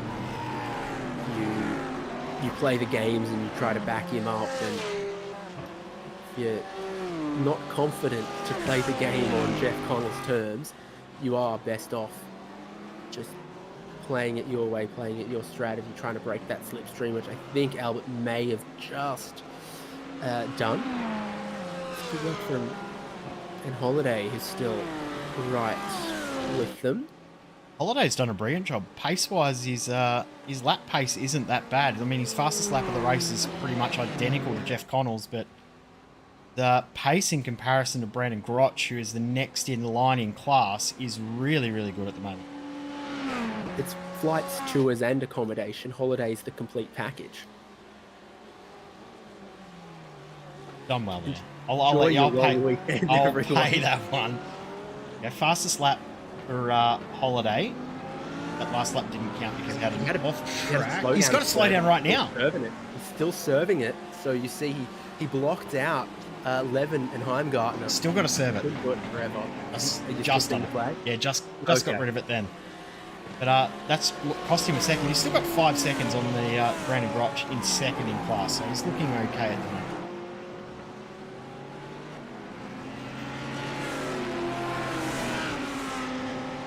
Well, are we both sorry for what we said? No. Are you sorry for your pun? No, I knew you were. Sorry for the pun. So we are expecting to see at least one more round of pit stops in this race, probably just the 2. We had 3 pit stops at the hour enduro race at Sebring. That sort of now goes 2 stops in the 40-minute races, 3 stops in the 60-minute races. From Connell, from Levin in the pro category, Holiday from Grotch, from Wood in the AM class.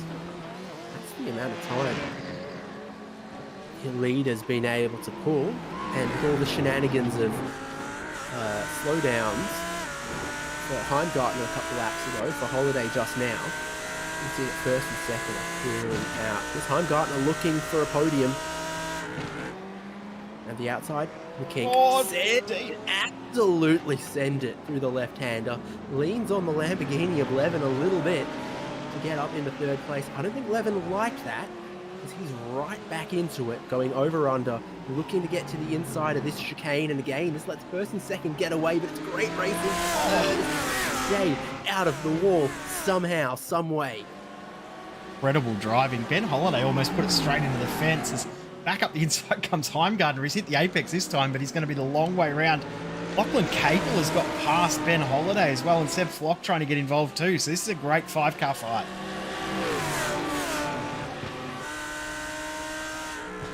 Heimgartner had a great run around the outside. Levin dives it down the inside, pushes Heimgartner down the inside. Oh, he's out of control on the grass as he rejoins. Flock checks up. Fit checks up.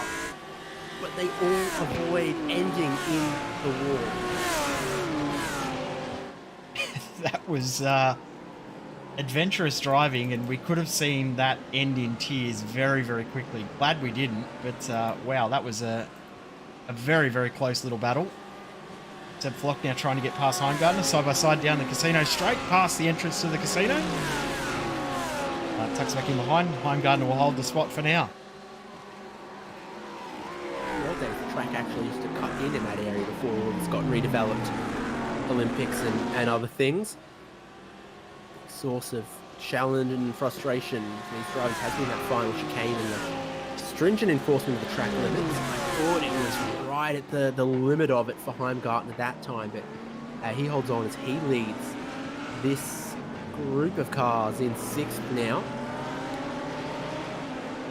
Flock, Fit, Clellan, Broad, Nick Wood, Scott Hasler, Harry Lawrence. So this is Levin having a big go. An apex there somewhere. Oh, He's a millimetre from getting turned and hoisted upon his own petard.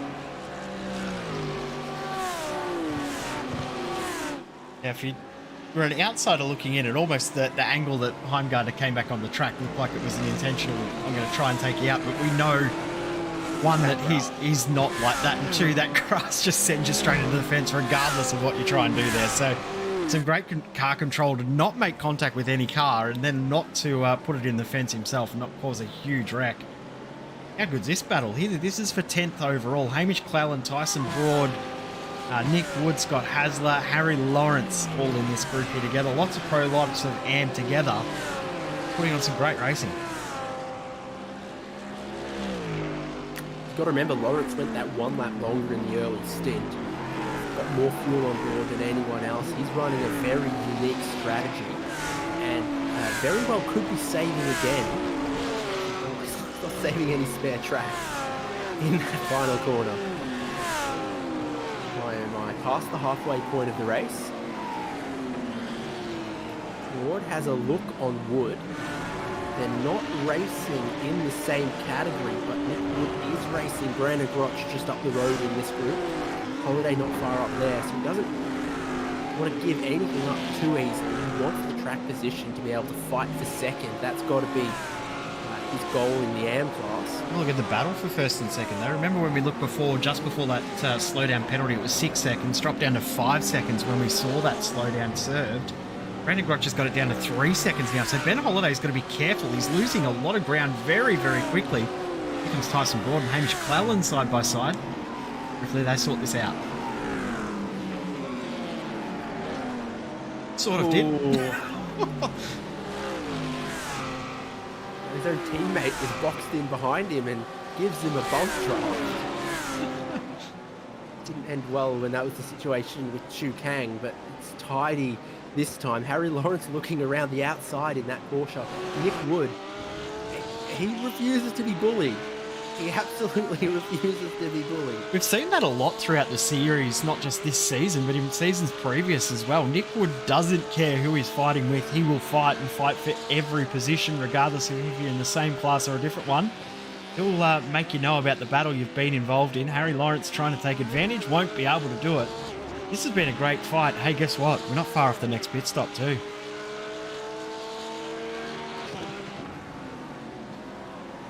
Mathematics not my strong suit at the moment.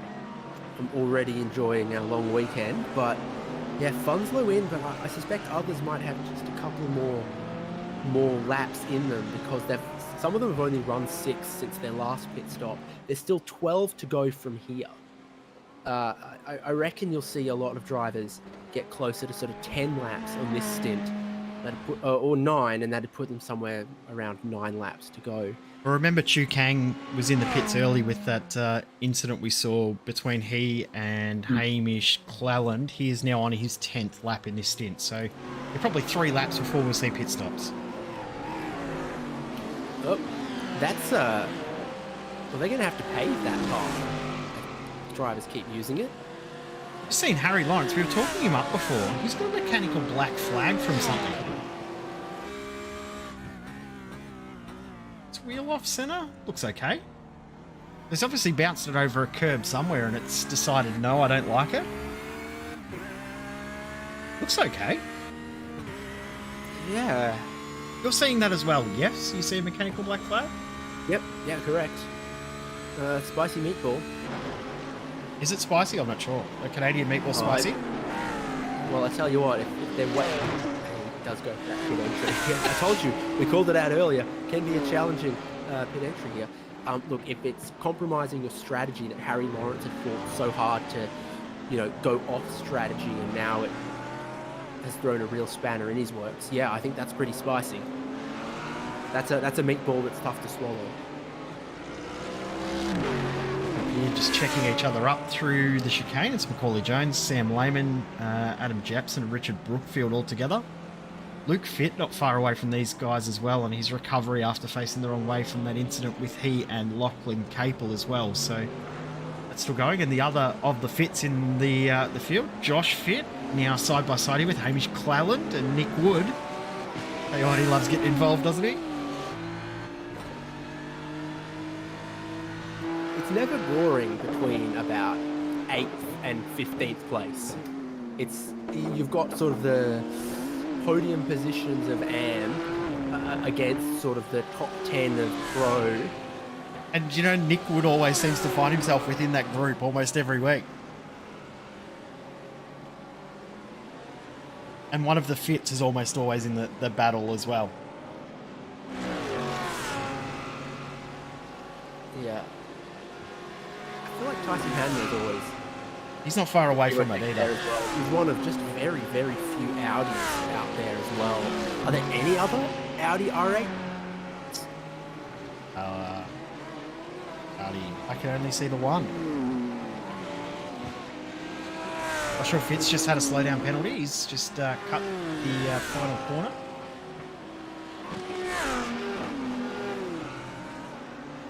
Hamish Cleland has done 10 laps and pitted. Shu Kang's now pitted after 11.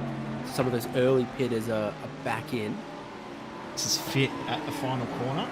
Side by side, I believe that was... Oh, I think his breaking point Yeah, gets spooked by the driver. Hamish Cleland, yeah. That was He's Cleland. going, oh, that guy's in deep. And, you know, when the driver in front of you breaks really, really, really late, it totally tempts you into doing the same. I think he's seen someone break much later than he was expecting because they were going for pit entry. And it's just made him break 2 meters too late, and he's had to overshoot the chicane. Albert's putting about half a second a lap, every lap on Jeff Connell here at the moment. So that gap is stretching out now 6.3 seconds.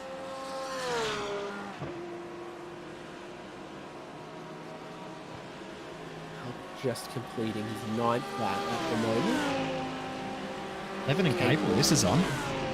Yeah, between the Lamborghinis for a podium.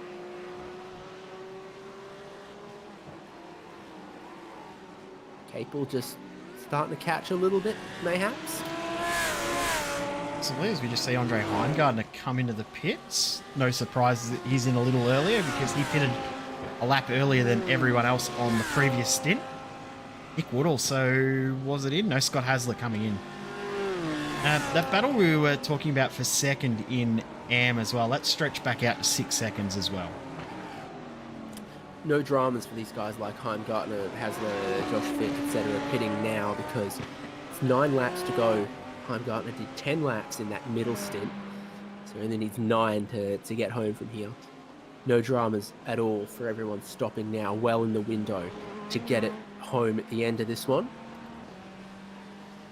Seeing Adam Jepson now also get a slowdown penalty, so lots of slowdown penalties still being served out in this race. So drivers still pushing the limits, probably pushing a little bit harder now that the track is starting to cool off as well. The Fits! Oh, The Fit! have they come together? Yes! One of them on the racetrack, one of them rejoining from the pit exit, the 2 Fit Lamborghinis. It's a family connection, and it's gonna make for an uncomfortable long weekend. So 1 Lamborghini from the pit exit, 1 on the racetrack. They touch, no. they both crash.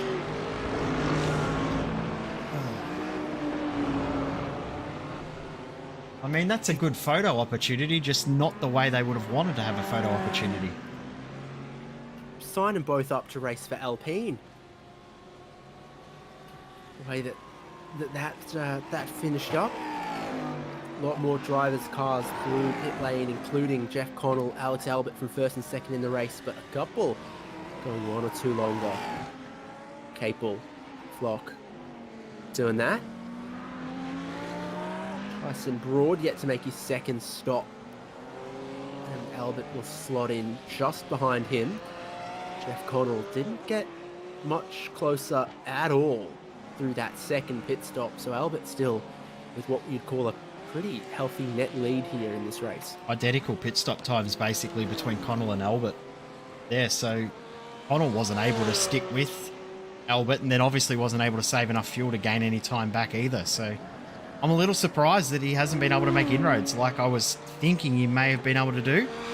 Now, from his penalty mechanical black flag, Harry Lawrence has rejoined not too far behind Ben Holiday. So Harry Lawrence is ahead of Brandon Grotch. He's net 2nd in this race in in the AN class. Interesting. Might have just been within his window. That grass has very little traction.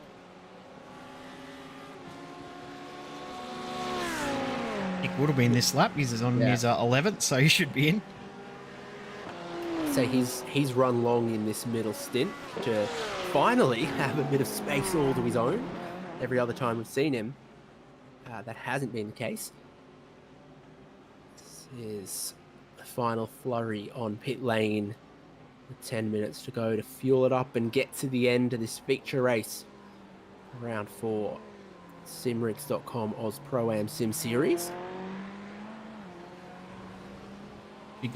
Big gap now for Albert to Connell, out to 8 seconds as Capel comes out of the pits. Where will he be in relation to Andre Heimgartner? Heimgartner's a little bit further back, so Capel out by himself, but Capel was with Brandon Levin. Levin's a second back, 1.5 seconds back.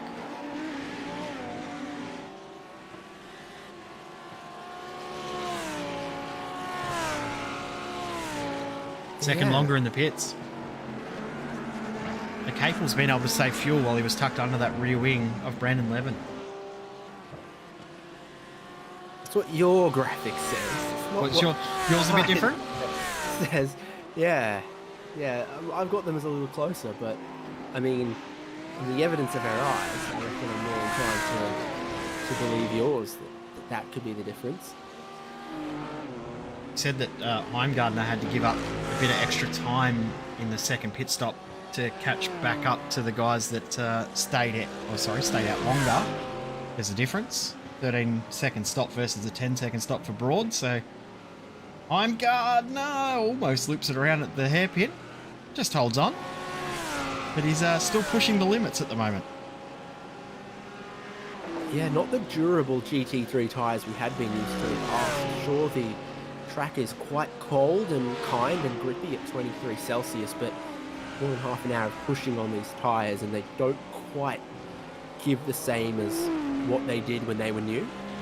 Well, the other part is you find yourself pushing a little bit harder because you think, hey, the track conditions are better, I can push harder now, and sometimes you can find you push too hard because that psychological thing of older track means I can push and backfire on you.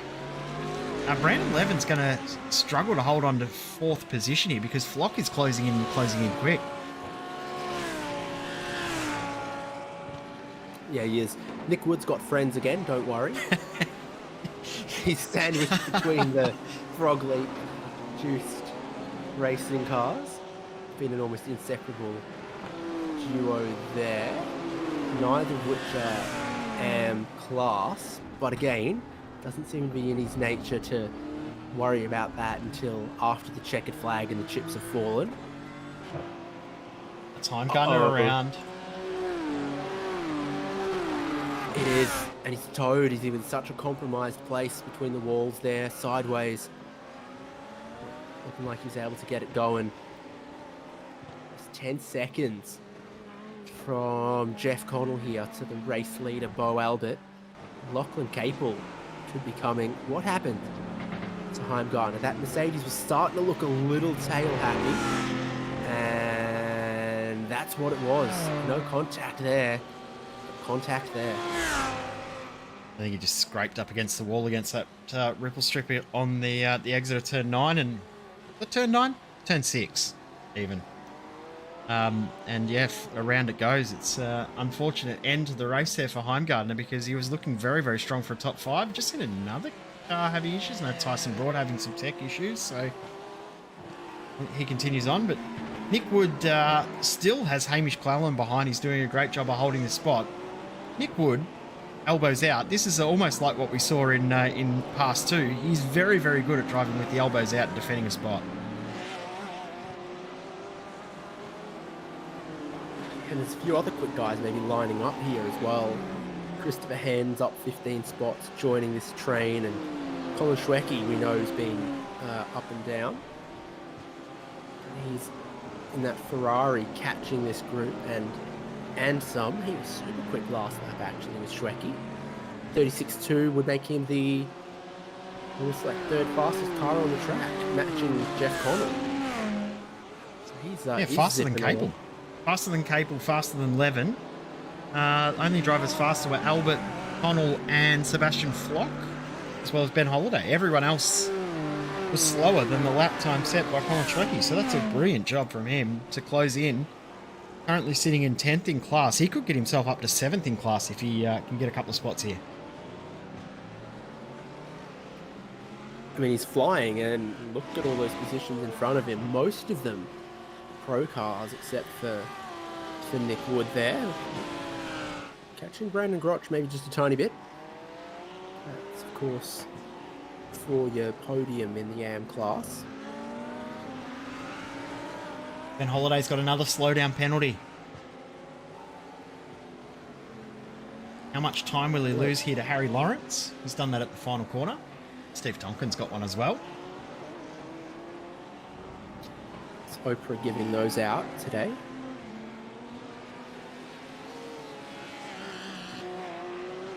That's what I wanted to put up on screen there. 5.3 the current gap. Holiday can afford to give up a couple of these, but doesn't want to give up too many. Quite easily find himself having to serve a drive-through penalty if he does get too many of these, because there is an incident limit in this race, 17. He'll be a little bit careful.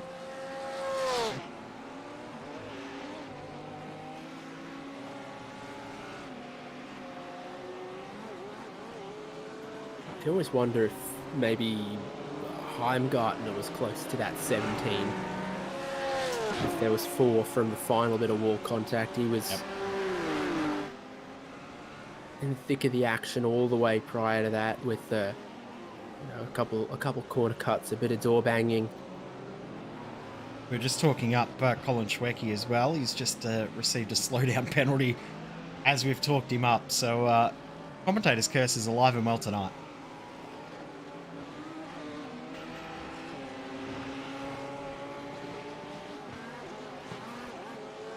There you have it.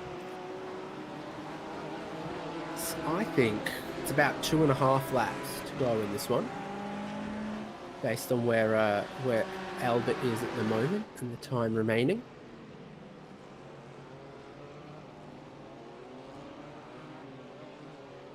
Try Potts and Sam Lehman.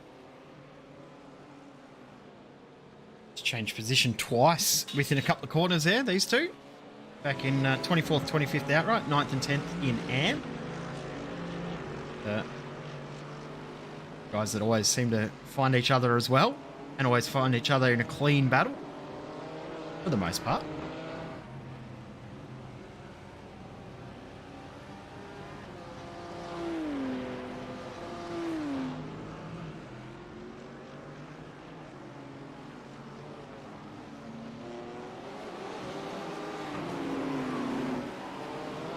Holiday's had another slowdown, by the way.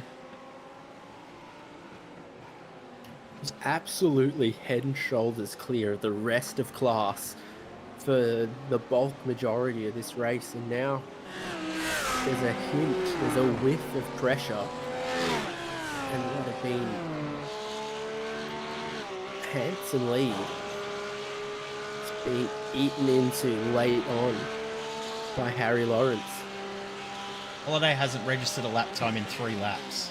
That's how aggressive Holiday's being. Not necessarily for the good. He didn't get a slowdown though. Yeah, that's what matters. Did he get a meatball? Nope. No. Not again. Look at that last lap time. Even with that mistake for Lawrence, 37.4, 39.6 for Holiday.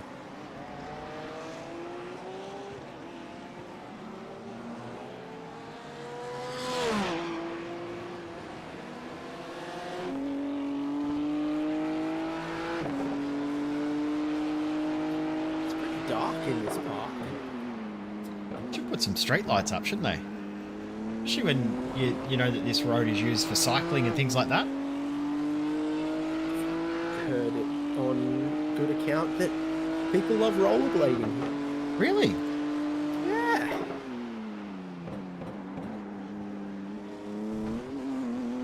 Rollerblading feels very 90s to me. Can confirm there is a set of rollerblades that has been purchased in this house. Can also confirm that they've only been worn once. And that's not by me.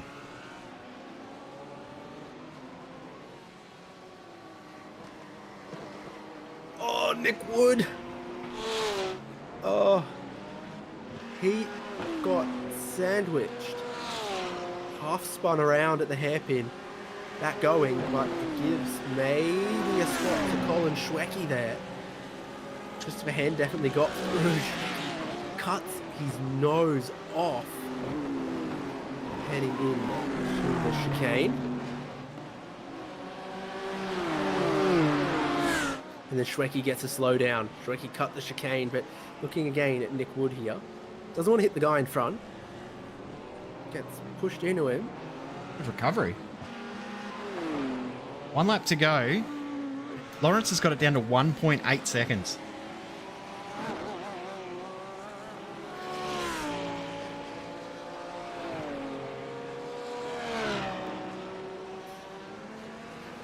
I don't think this is settled yet. I think the pressure that Holiday's been under, Lawrence has got a chance of stealing this spot. And you can't take the checkered flag carrying a slowdown penalty. So Yeah. that's something like 20, 30 seconds to your time post-race. It's an absolute nuclear penalty. You don't want it. You can't do it. You'll lose the position and more. But on the last lap, Bo Albert looking for a sweep of Montreal in the simrigs.com Oz Pro-Am Sim Series. Ferrari goes first and first across 2 races. O'Connell is thinking of the championship. That's a good second place for him. Capel absolutely turning on some pace in the final couple of laps though, including taking the fastest lap of the race on the final lap. About in the AM class though, Holiday will survive to bring home the win from a very hard late charging Harry Lawrence. Brandon Groch looks like he's headed for 3rd in that class. What a fun race that was. That made up for the bizarre race number 1. Race 2 definitely turned it on. Absolutely, we got what we were expecting with the 2 pit stop strategy playing out. Vast variety of GT3 manufacturers with their different strengths. And Bo Albert getting away with the win in the end. Jeff Connell, his tyres might have hit a bit of a plateau at the end there, and Capel found a stride, and on that more, Connell could have been in trouble there in that second. 11 gets 4th from Flock and Broad. Similar story of late race pressure in the AM lead with Ben Holiday holding off Harry Lawrence. Scott Hasler then before Brandon Groch got the 3rd in his class. Hamish Cleland, Christopher Hen, Nick Wood did not have a boring race. Colin Schwecke in 14th in the end there. Outright not class. Steve Tonkin, Tyson Hanman, Jordan Peter, Chu Kang, Adam Funslow and Jeffrey Wang. It's 20th. Drivers on the lead lap: Richard Brookfield, Macaulay Jones, Adam Jepson, Jai Potts, Sam Lehman and Caleb Belak. On that down, Ian Jordan, Ashley DeVries and Jordan Ferguson. And unfortunately, a strong pace and promising race came undone for Andre Heimgartner, who retired. And yeah, maybe a little embarrassing for Luke Fitt and Joshua Fitt as the 2 of them collided and they end up 31st and 32nd, retiring with a bit of friendly fire.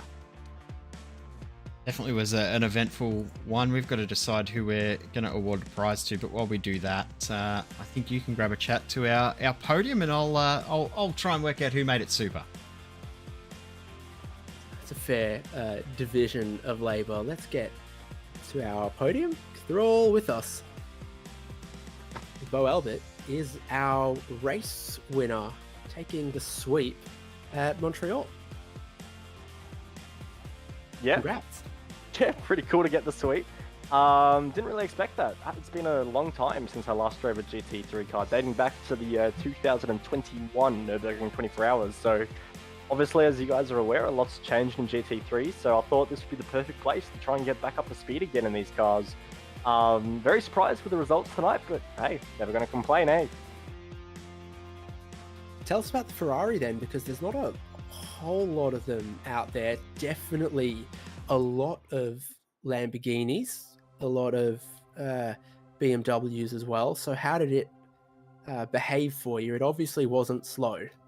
No, I think I accidentally brought a GTLM car today, to be honest. That car was absolutely rapid. You Obviously, didn't bring an F1 strategy. I didn't bring an F1 strategy, which is good. Rise and Charles. But yeah, no, the car is wicked. It's really compliant over curbs, which is great at Montreal because you just throw the car over so many curbs here, especially the final chicane. So I think overall, this track probably played into the car's strengths a little bit, as well as having a pretty fortunate balance performance as well, because not many people do drive it in AusPass. So, you know, it's a great car. I think more should try it out, but yeah, I think next week's going to be a little trickier for next fortnight. It's going to be a little trickier for the Ferrari, with I'm sure a bit of a balanced performance hit, but regardless, great car, big fan. Delightful. Congrats on that one. We're not really expecting to see you championship wise based on when you've joined us in this season, but what's the aim then for the remaining rounds of the series for you? Honestly, yeah, the championship's well out of the question. I've missed, I think, 3 rounds so far, so even drop rounds can't save me at this point, but that's alright because I'm just trying to learn GT3 cars. It's been so long since I've been in them. There's a lot of ground to make up, a lot of, you know, things to understand. Obviously, how you fuel save's different now, how you manage the tyres and get them into their operating windows a lot different. So honestly, I'm probably going to be trying a lot of different things in this series. So, you know, I might also just throw myself into some weird situations sometimes in the races just to try and get that experience in GT3 cars again, see what works, what doesn't, and yeah, use this as a bit of a learning platform. And who knows, if I enjoy it, maybe I'll stick around for next season, and maybe that's when I can challenge for a title. Congratulations again. Who do you want to thank and then get out of here? Oh, thank you very much, David.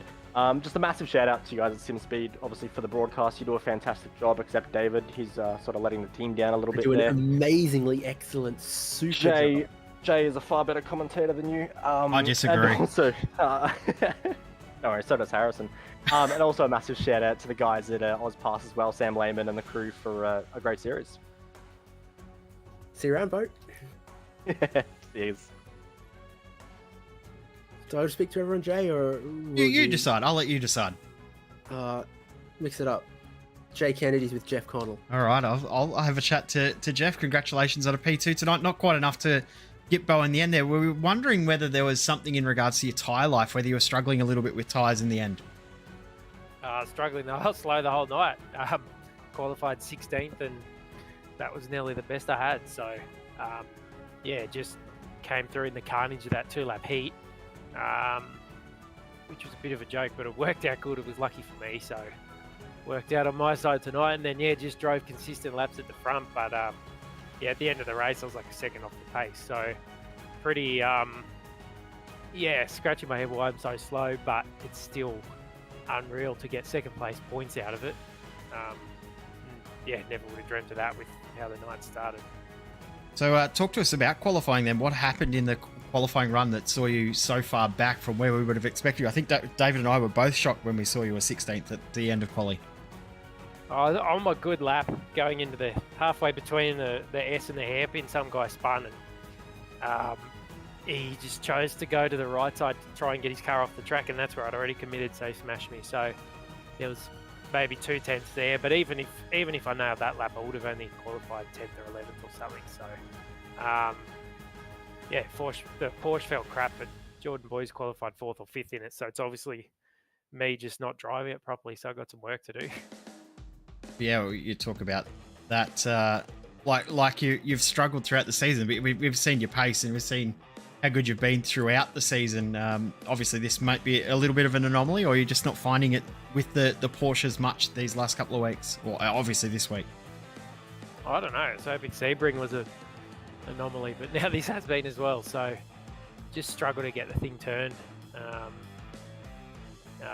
Yeah, then you try and back it in and just cooks your ears. So yeah, maybe it just doesn't suit my driving style, and I'm just not driving it good enough. So yeah, I've just got to get better at it, because I can't change cars being top 5 in points. So I'm stuck in that thing. So may as well try and work it out and try and work out how to drive it.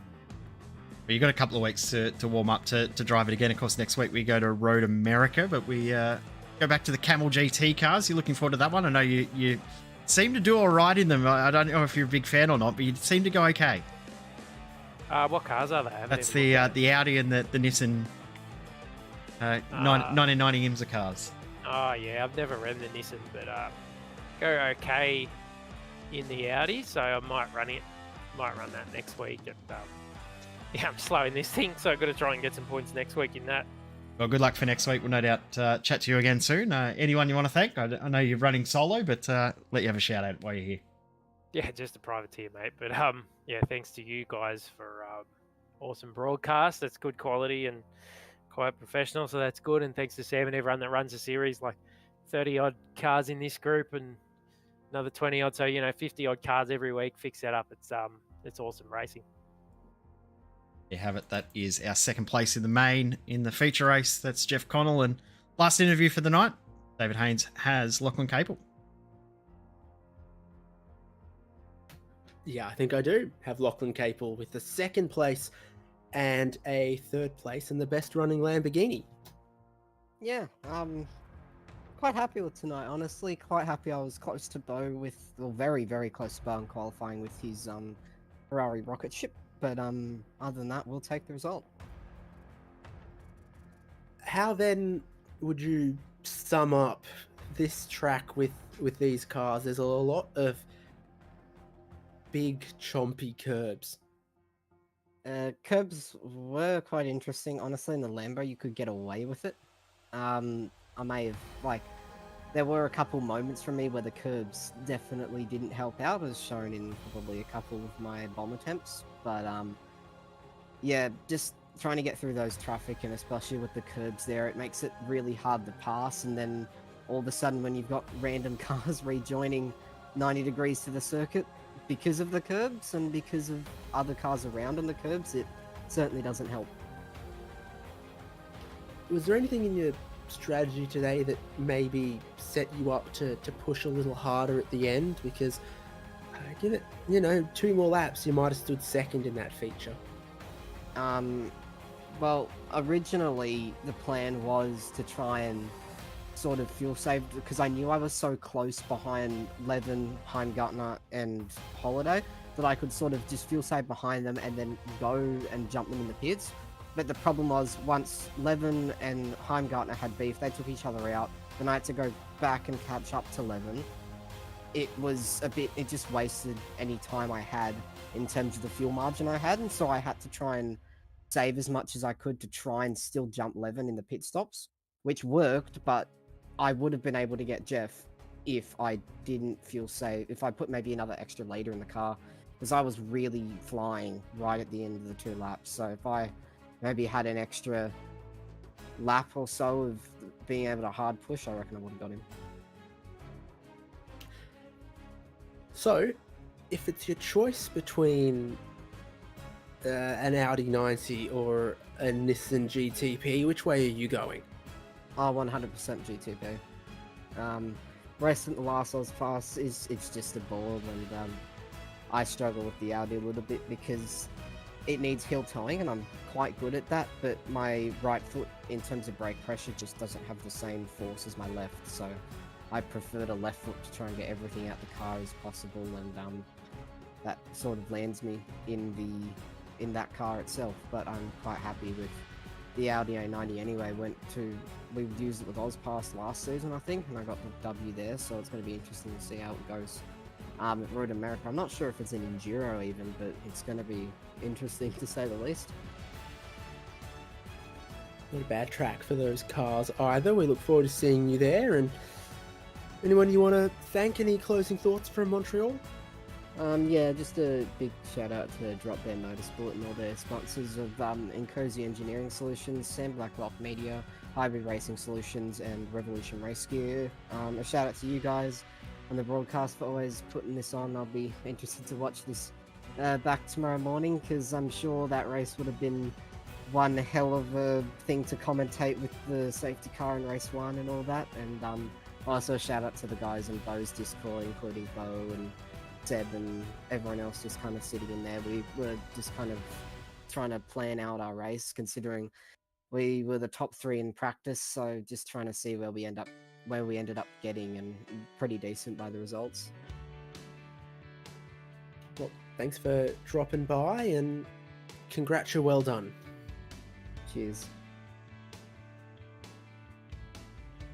So Lachlan Capel following by after second in the sprint race and racing from 9th to 3rd in the feature.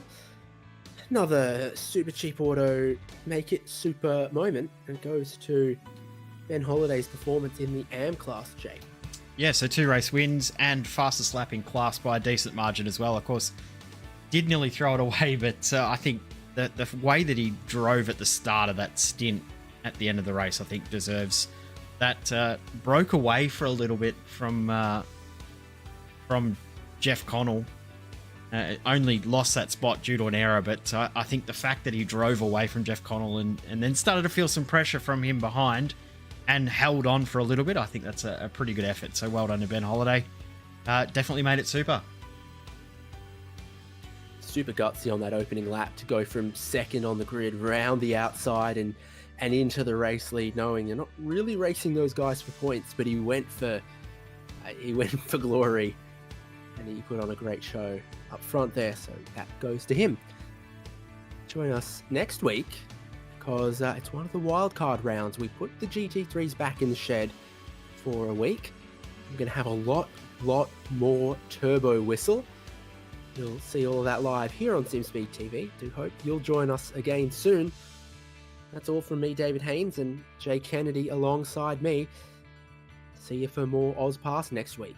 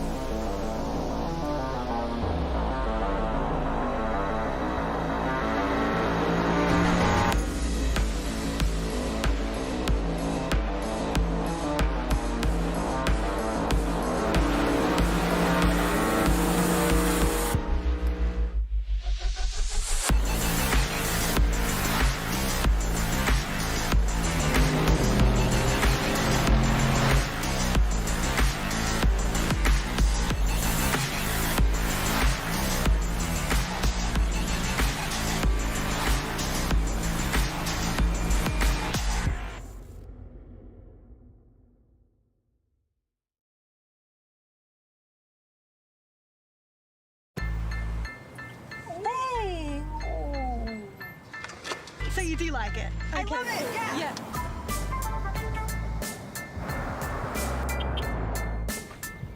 Now when you go pre-owned, you can enjoy the same feeling you get with a new Toyota. Tested and backed by Toyota. Upgrade your car, mate. This? Yeah, no big deal. Toyota certified. Pre-owned in a class of its own.